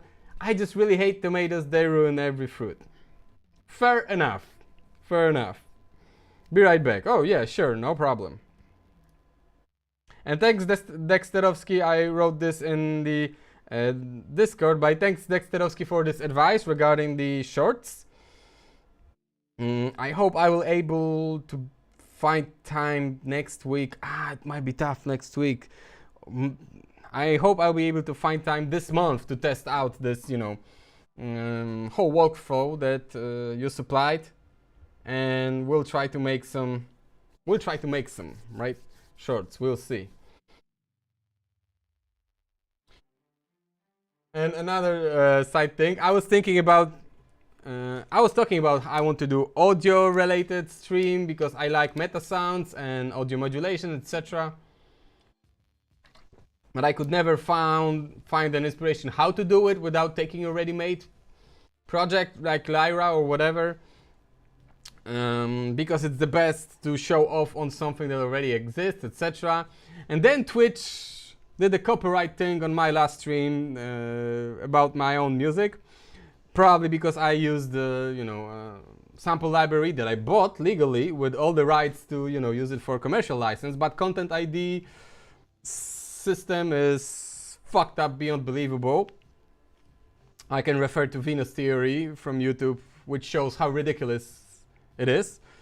So I thought, well, maybe this year I should do a meta sound stream where I will be creating a beat generator that will be constantly creating some simple beats in the background. Every stream it will be different, or every 5 minutes it will be different. That way, Twitch shouldn't be able to copyright strike me. And let's see, and copyright strike me. They didn't strike me, but they muted my audio. Let's see if, this would trigger the Content ID or not. We'll see that shit this year. I really want to do this because it will be funny and it will be a nice way to explore meta sounds. Okay, let's do this, and oh, this line is way too small. Let's make it 400. Let's make him super thick, like, I don't know, 10, and arrow size also 10. Dexterovsky says, oh, 4! Oh, fuck! That would be interesting.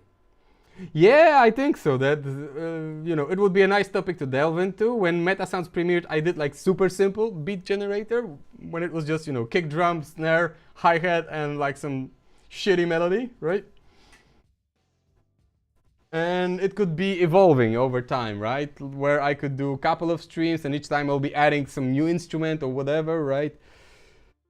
We would see where it would go. It wouldn't be like, you know, after one stream it will be fully featured, etc. Because that I think would require AI, and AI can get copyright claimed as well. And also it wouldn't, you know, give any ground to explore meta sounds. So, you know, it would be awesome to do. So yeah, during this year for sure I want to make such stream when I will try to avoid copyright shit with beat generator made in meta sounds. Don't know when, because that's the one stream that I will have to prepare a little bit for, not from the meta sound position, but from music theory sound position. I'm not great at it, so I'd have to, you know, sit down to note and think like, okay, how we will be constructing melodies, etc., etc. That's the only thing that I would need to prepare beforehand, because that would be super boring to stream when it would be just me, notes, and being silent for hours thinking of, you know, notes. But other than that, all of the meta sound shit will be, you know, done on the fly, showing real learning curve, etc., etc. Tomatis cannot be trusted says, I'm back, but I'm gonna lurk mostly. Yeah, sure, you do you, man. You do you. Okay, let's see if increasing the thickness and the size should help. I mean, it should always help.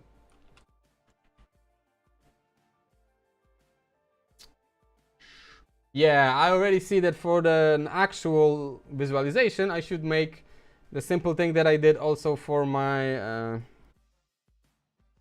impact VFX, where this line will maintain the size on screen, right? So it will be a big line if I'm aiming further, and the same big line here, but it will have the same screen size, if I make sense. That's what I should do for like the actual representation of it in Niagara. And the other thing, I should change the color because it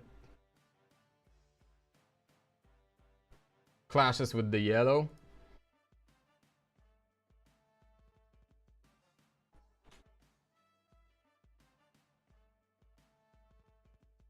And if I'm wrong, it doesn't show anything. The other thing, I feel like just looking at it and seeing this green thing is not satisfying enough. I feel like I need some debug circle there also. Yeah, I'm basically prototyping how to view it in such a way that aiming with it will feel at least a little bit satisfying, so our lizard brains could be tricked into thinking that it is awesome. Via draw debugs.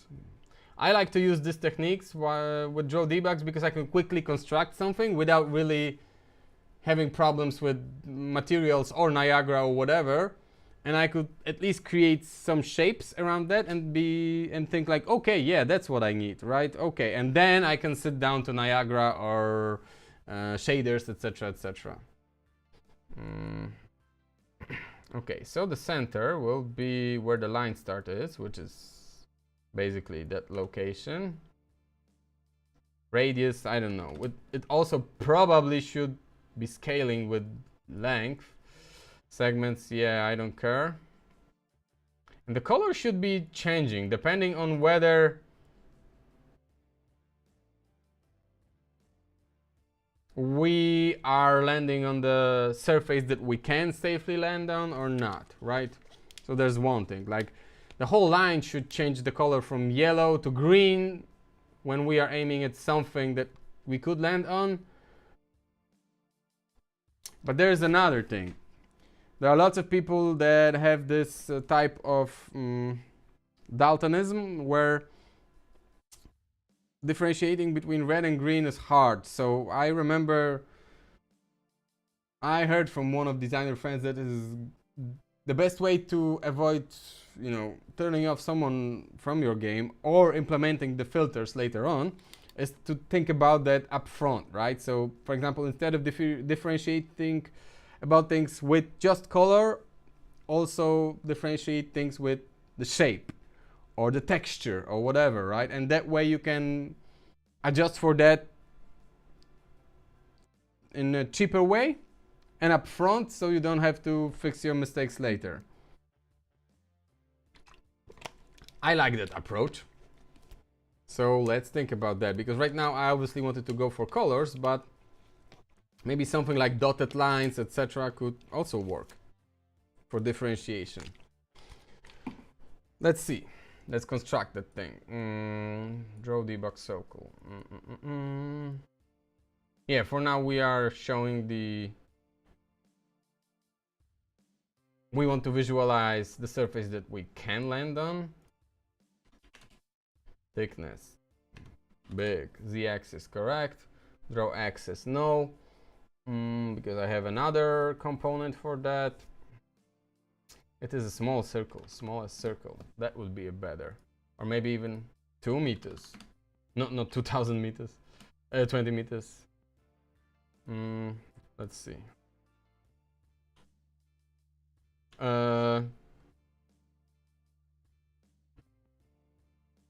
That's not the correct way of facing things.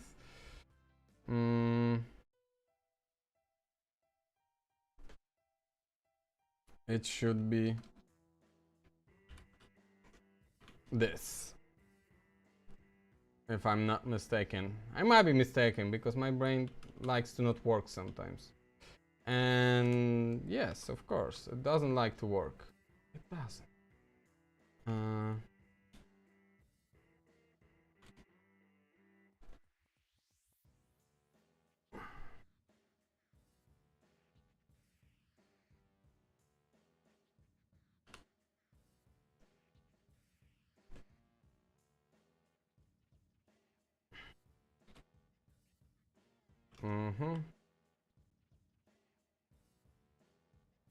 Yeah, in what way actually, yeah, it made me just think about that. Do I want to visualize the circle as landing on the flat surface? Or maybe, even though it is a mistake right now, maybe it is actually way better to show it off from a distance, because I might not see, in such situation, I don't really see the surface that I'm landing on. So actually rendering the circle on the flat surface would give me completely nothing, right? But rendering that actually gives me an information. I can safely shoot here. Oh! Oh, my own indicator is lying to me. Now that's funny. Now that's some funny stuff. I was thinking that it wasn't lying to me, but it is. I should be landing here, right? Will I land here? I have to have some... It means that I have some error between my... And why it is twitching so much?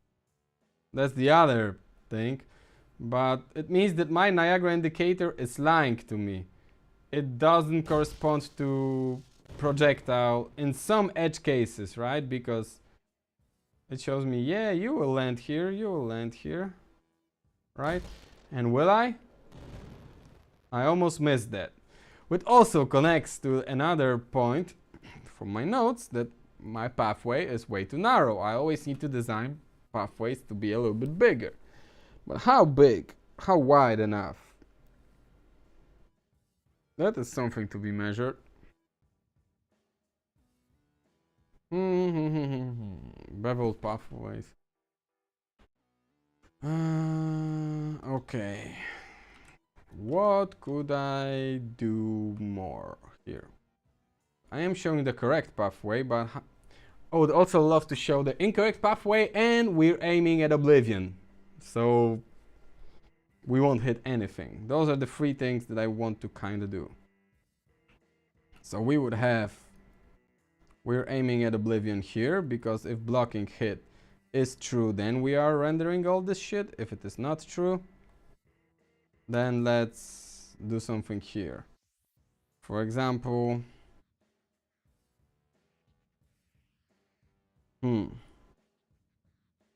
yeah, it should work more with the color of my Niagara. So maybe let's do that, but how was it actually working? Oh yeah, there is spawn system attached. Okay, so I have my system. I kind of forgot how it worked. The color is set. Okay, so I need to add another user parameter called color, linear color, path color. Let's maybe copy the value from here. In Niagara, the shortcut of clicking shift with mouse button doesn't work? Huh.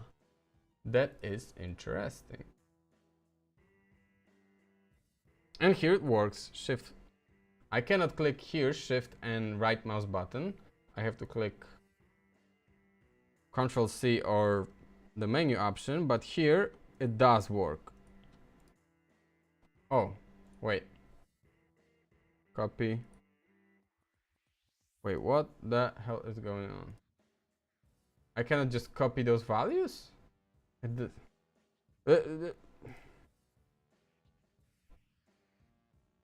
That's awesome. Okay. I'll just do this. Right, and now in the color, I need to go with this and link inputs, user, path color. And now I can input the path color via parameter, if I remember how to do it, but I think I do. But let's see, let's review this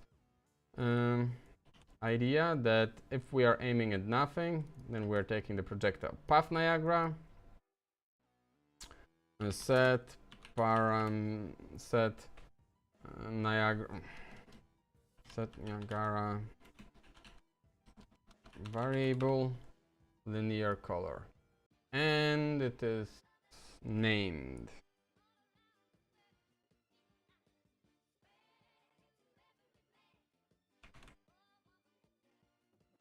Can I just copy it? Thank you. And it is named blah blah blah blah blah here.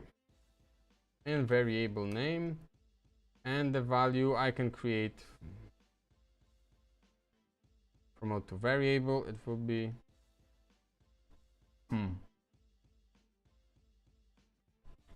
Oblivion path color. Let's call it that, and let's choose it as red, of course. Incorrect surface path color and correct surface path color. This is also another two things that I need to do. Incorrect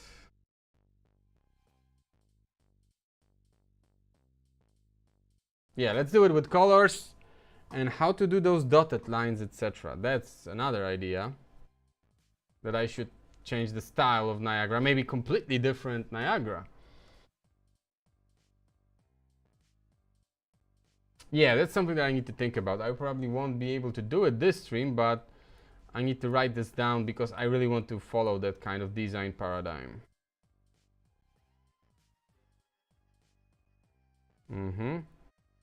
Incorrect. Incorrect will be with green, but that's not the only thing that should happen with this, right?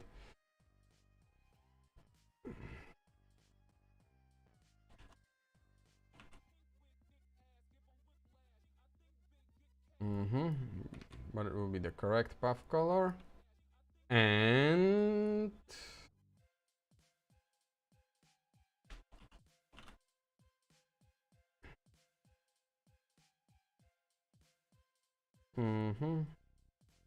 incorrect.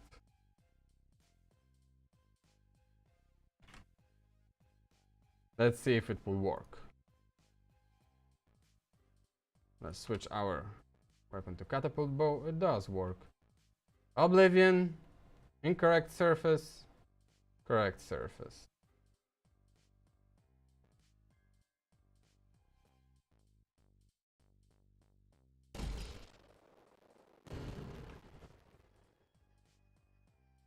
Oblivion, incorrect surface.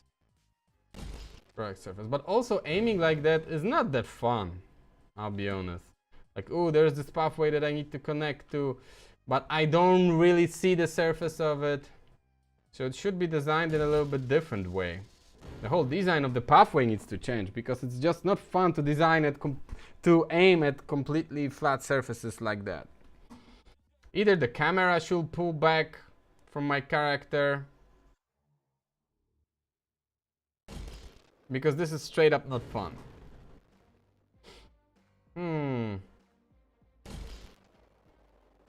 I can do all the work with the indicators I want, but it's still not that fun to aim at this shit. Because right now, yeah, I'm trying to hit somewhere here.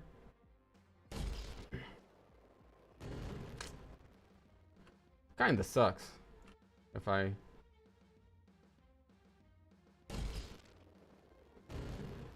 I have to be honest.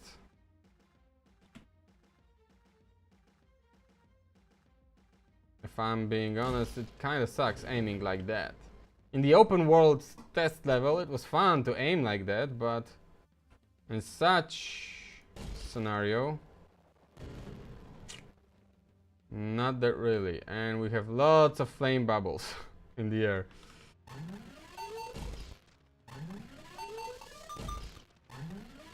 And for some reason,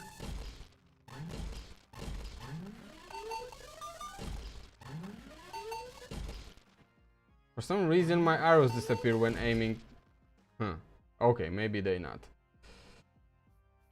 Let me write down those notes. Not only too narrow pathways, but also when the surface is at the exact same height as mine, not fun to aim at. And there are two things connected to it. Is there a way I could make it fun while using indicators? Or is it just straight up never fun to aim at some faraway surface that is another platform but at the same height as mine and I'm in first person? Even in the third person, I would have to pull back camera to something like yeah, because right now, if I would have to call it, I would say that it kind of looks like a first-person golf game, where I'm here, I'm trying to aim there, right?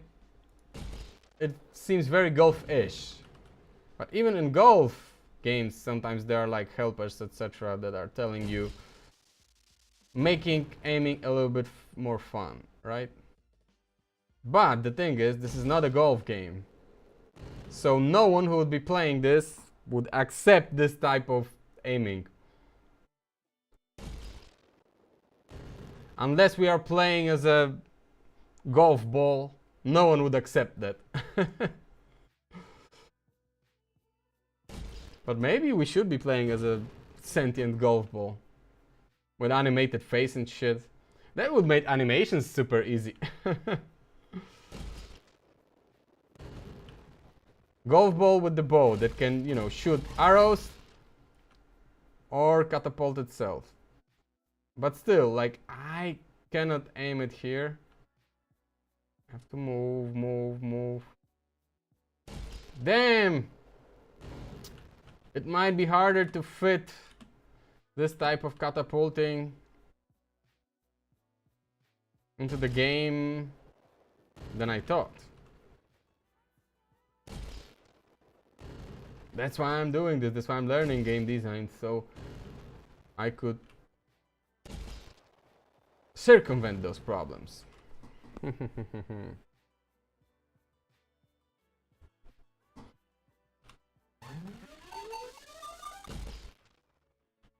Yeah.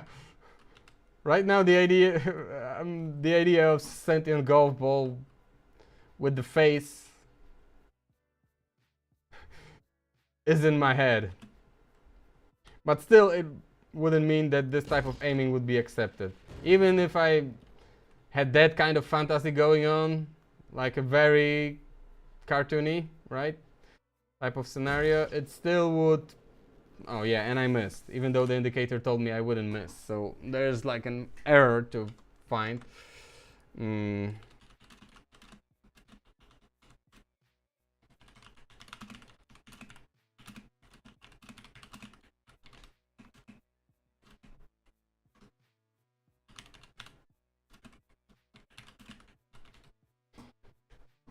Yeah, so there's that error. Beveled pathways won't help that much. Even though my pathways are too narrow, I could still make them big, but because they are at the exact same height as mine, it's not fun to aim at. And right now I'm struggling with thinking of solution to make that fun, because it just seems like out of the get-go it's just not fun.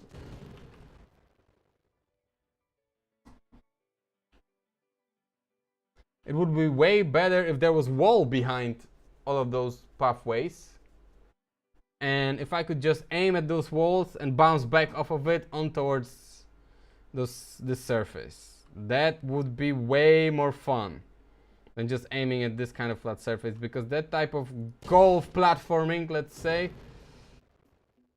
would require completely different camera setup, being able to rotate this camera while aiming. So I could, instead of going like this, I could aim from like maybe this perspective and see how the indicator goes somewhere, press the button, catapult myself there, then get transported back into first or third person control, shoot my arrow.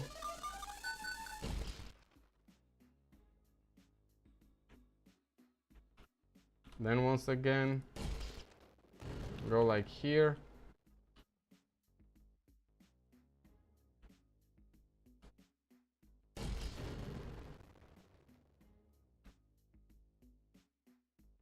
Oh, and I can...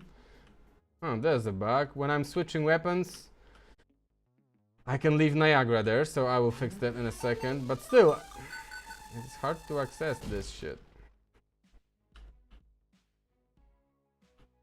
And still, it is hard to set up the alignment of the propeller with my...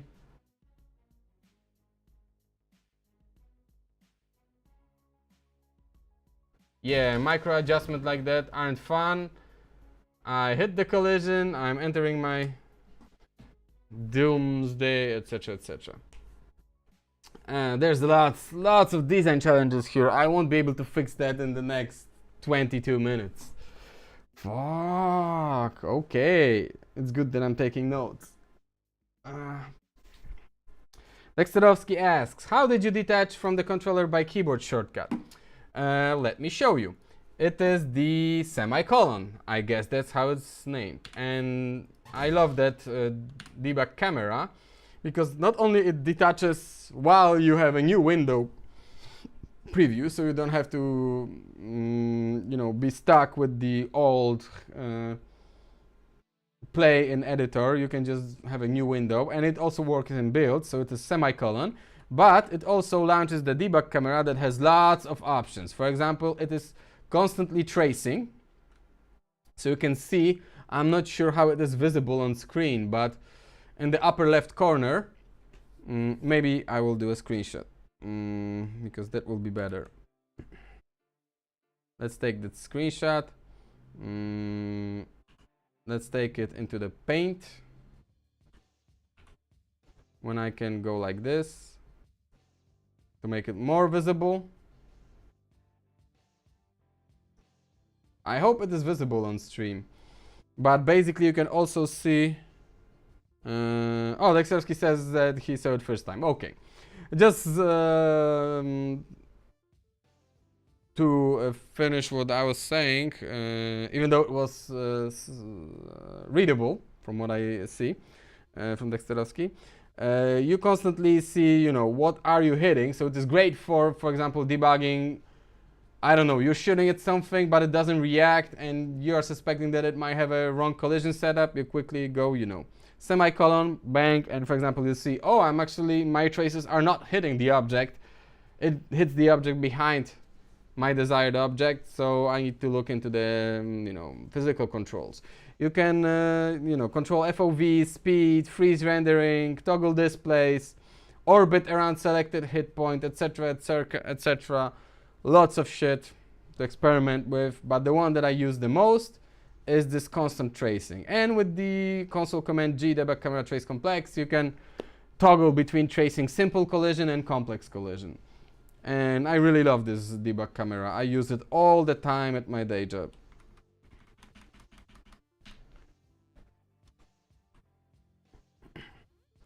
Yeah, so for example, I can see with that my weapon doesn't have a collision, and that's okay. My bubbles don't have collision. They are set to overlap, right? Or they might have simple collision, which we will see in a second. G debug trace camera trace complex. It's bad that it doesn't, oh, that command, why it's not working here? It used to. Okay, I kind of forgot how to change the trace info. Or maybe it might be in the project ini. I don't remember this. But yeah, you can cycle view modes, of course.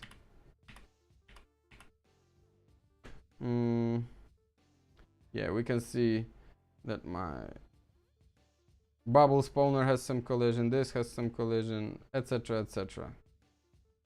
You can poke holes in meshes like that, be like, huh, okay, you can aim at the star with here. I need to add another vine, etc, etc. Lovely tool. Lovely tool. Dexterovsky says, okay, what I see, I need to fix editor crash to get it working. Oh no! It crashes you. Oh no, it crashes your editor. Damn.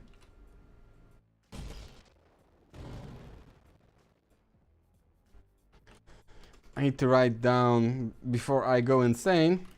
Sentient golf ball with bow and arrows.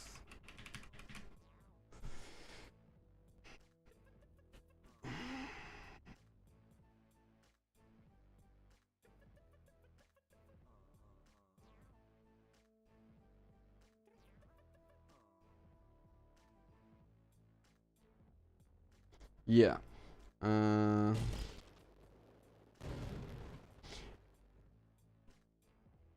breaking my brain right now with trying to think how to make it more fun, and does it even solve the problem of me trying to aim at, okay, I need to rotate this around 90 degrees, right? So I should shoot at it half charge. So I should probably be able to aim at this from here.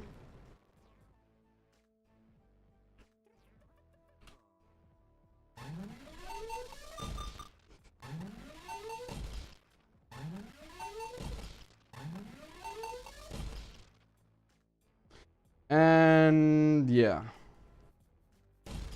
Is it a fun sequence? It doesn't feel fun right now. And I cannot hit it from that. Oh yeah, this sequence will show so many of the weaknesses around this design that I'm so happy that I came up with it, because that way I will make this way better.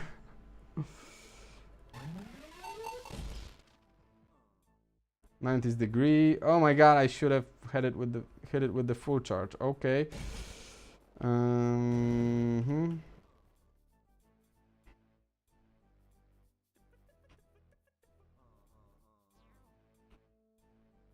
I should hit it probably from even different angle. And I also see another thing. There's those three things shouldn't be sitting next to each other.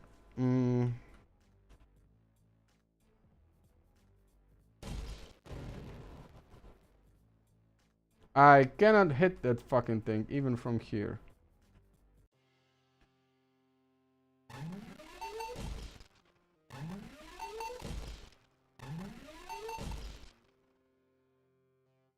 And I can't even see the results of my... Whoa! This whole sequence shows so many weaknesses of that design. I'm glad that it does exactly that. Because it looks like, even though I wanted to make, you know, to circumvent the problem of not being able to reach the target area of the propeller, to circumvent around that problem with my catapult movement, it doesn't seem it will be able to fix that just by catapult movement alone, because the level design also need to account for that. So I probably should put those things up, differentiate the height of them, which also should inform the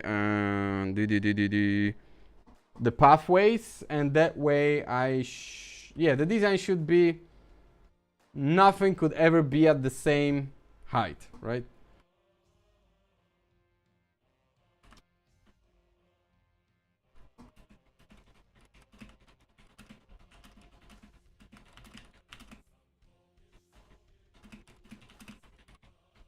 So that's one thing. But I don't think I will be circumvent that by just level design and this pathway thing. I think I would still have to go for the simpler solution where I will move the target point above the propeller so you could access it from whichever angle. I think. Because it just doesn't seem fun to jump around this pathway like that. Or at least with this type of aim. I would have to think a little bit harder and longer in order to make it better. Holy shit. And the other thing, like, hitting things with other collisions makes me fall to my oblivion. That could be fixed a little bit with level design, but also... Oh my god. I opened such a Pandora's box with that shit.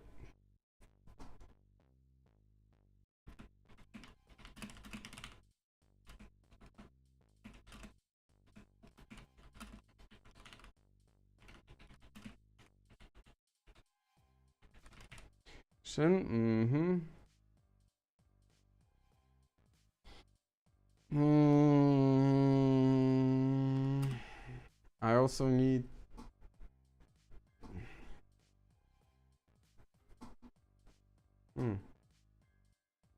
to think about camera switch.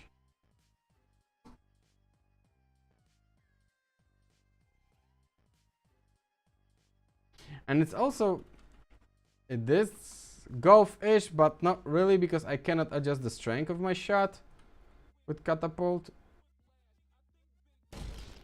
So the way it works right now would be completely unusable with the gamepad, because such pinpoint precision would suck.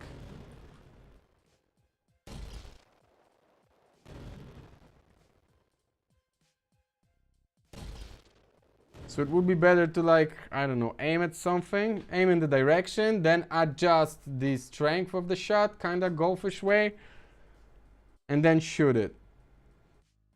Maybe with the camera unlocked or put in a completely different view mode or something, but that's like such a completely different type of game suddenly.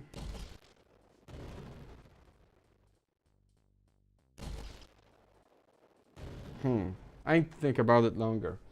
Dexterovsky says, okay, fixed it. Lo, we can also see rendering cooling, how it works, because we can stop the renderer. Yeah. That is true. Let's do exactly that. F.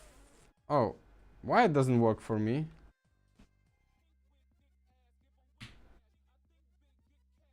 I guess it doesn't work for me. For some reason. Oh, now it works. Yeah, now we can see rendering cooling. I had shitload of objects here, but it is frozen. And unfrozen. I never really considered that. But yeah. So this debug camera is even cooler than I thought.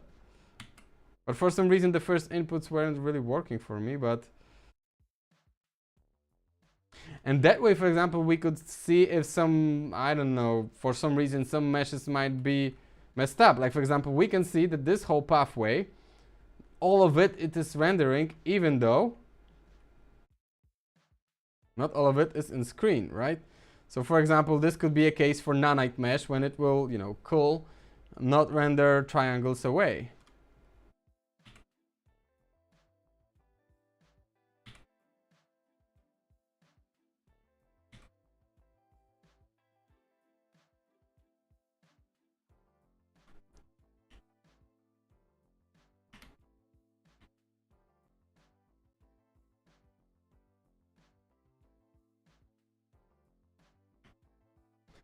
Yeah, and if you press mouse button, you can select your hit point, then press O, and start rotating towards it, around it, right? That's also a great way.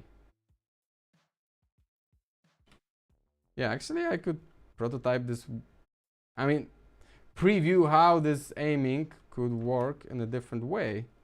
Like let's say I want to aim, so I do this and O, and I could, yeah, I just realized a cool workflow for prototyping camera move or camera change if your game ability needs that you can just, you know, click where your character stands, click O to orbit, and find, you know, in what way you could change your camera to make, for example, such a ability as my catapult work a little bit better.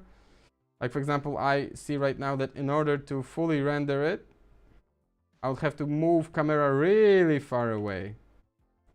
So for example, to render the whole path going from my character towards the end of the pathway to see if I'm aiming correctly.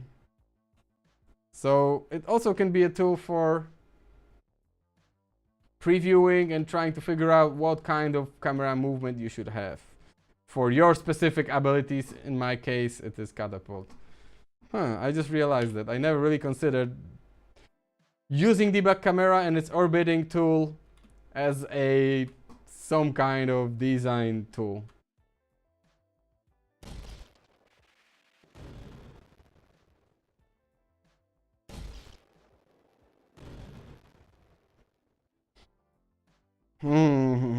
Okay. But Dexterowski, what was crashing the editor? I am very curious. What was crashing the editor? Was like controller missing or something?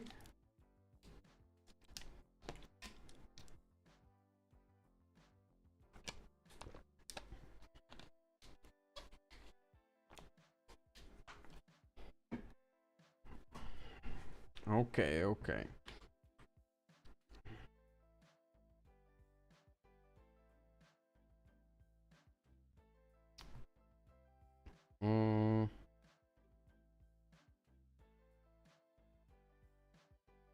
Catapult should, in order to be used in, let's put it in quotes, platforming, would need serious camera work adjustments.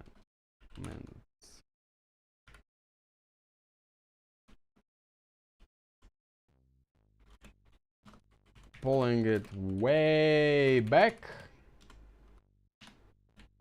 allowing for completely different aim control, strength,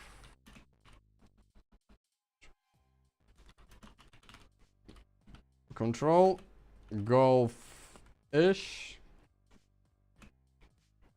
and I'm not sure if it will be fun to use anyway. So yeah, in order to use the catapult shot as the solution to the problem of, hey, I cannot access some of the targets, it would require way more work on my end, both from the level design point of view and from the whole catapult shot.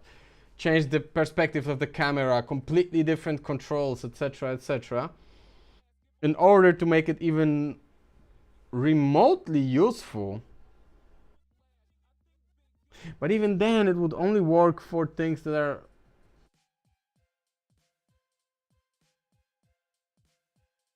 No, I would need to think a little bit more of how to adjust it to make it work in so many situations. So the conclusion is it's not the answer to my challenge of being able to hit target point of the propeller. So I will probably go for the easy route there, but there's still something captivated about this type of movement, so I will be getting back to it. Maybe I will try to prototype this golf-ish type of thing and see if it is a cool way of moving around in such game. We'll see. Dexterovsky answers about the root cause of his crash with the debug camera that you can access by semicolon. He says, I have my own spectator class and it was checking for spectator HUD in the player controller, which was null. Ah, of course. Yeah, that would do. That would do. And unfortunately for today I have to, you know, cut the stream and 1 hour earlier because of you know, live stuff. So I'll be finishing in 4 minutes. Next stream I hope to do a full 4-hour stream, and I want to get back to mover component in 5.5. In 5.5 they claim to release Mover 2.0 with lots of adjustments, some of it connected to motion matching, some of it connected to animation, some of it connected to other stuff. And I was informed about this by Freights on last stream. No, not Freights. Oh my god. I forgot who it was. I'm sorry. I'm very sorry.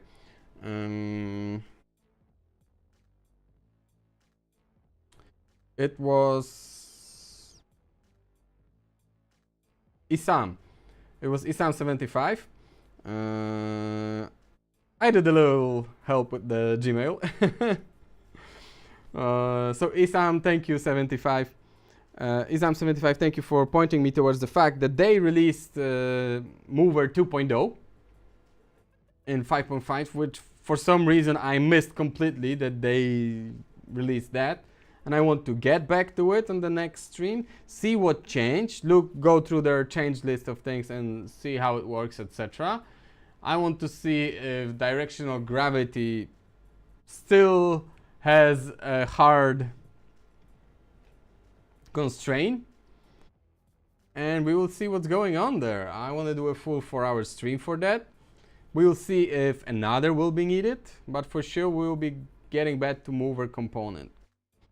I want to see all the changes. And Isam75 asked me if, you know, I could look down, you know, some vehicle implementations there. You know, either on that stream or the stream after that, I will, you know, look at that. What are they providing to realize even a simple vehicle, right? We will see about that. Yeah. That's the plan for the next week. And for today's stream, I was chasing, like I, you know, was talking with tomatoes. Sometimes it pays off to chase down a specific, you know, pathway of design, only to realize that it might not be the way and backpedal quickly, right? For me, I had the challenge of, hey, sometimes I cannot hit those target points because the angle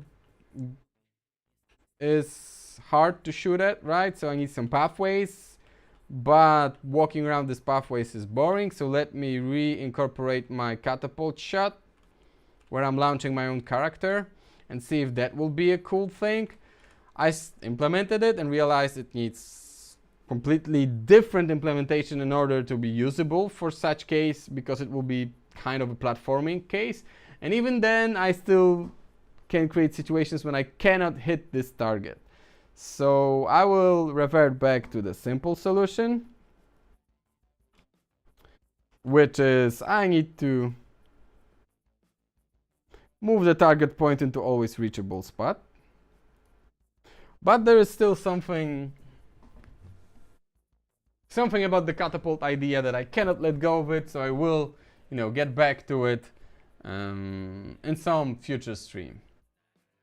Because the idea of sentient golf ball is kind of sitting in my head right now as also an answer to cheaper animation or something like this. Yeah, we'll see about that. So I chased an avenue. It turns out to be not the great avenue.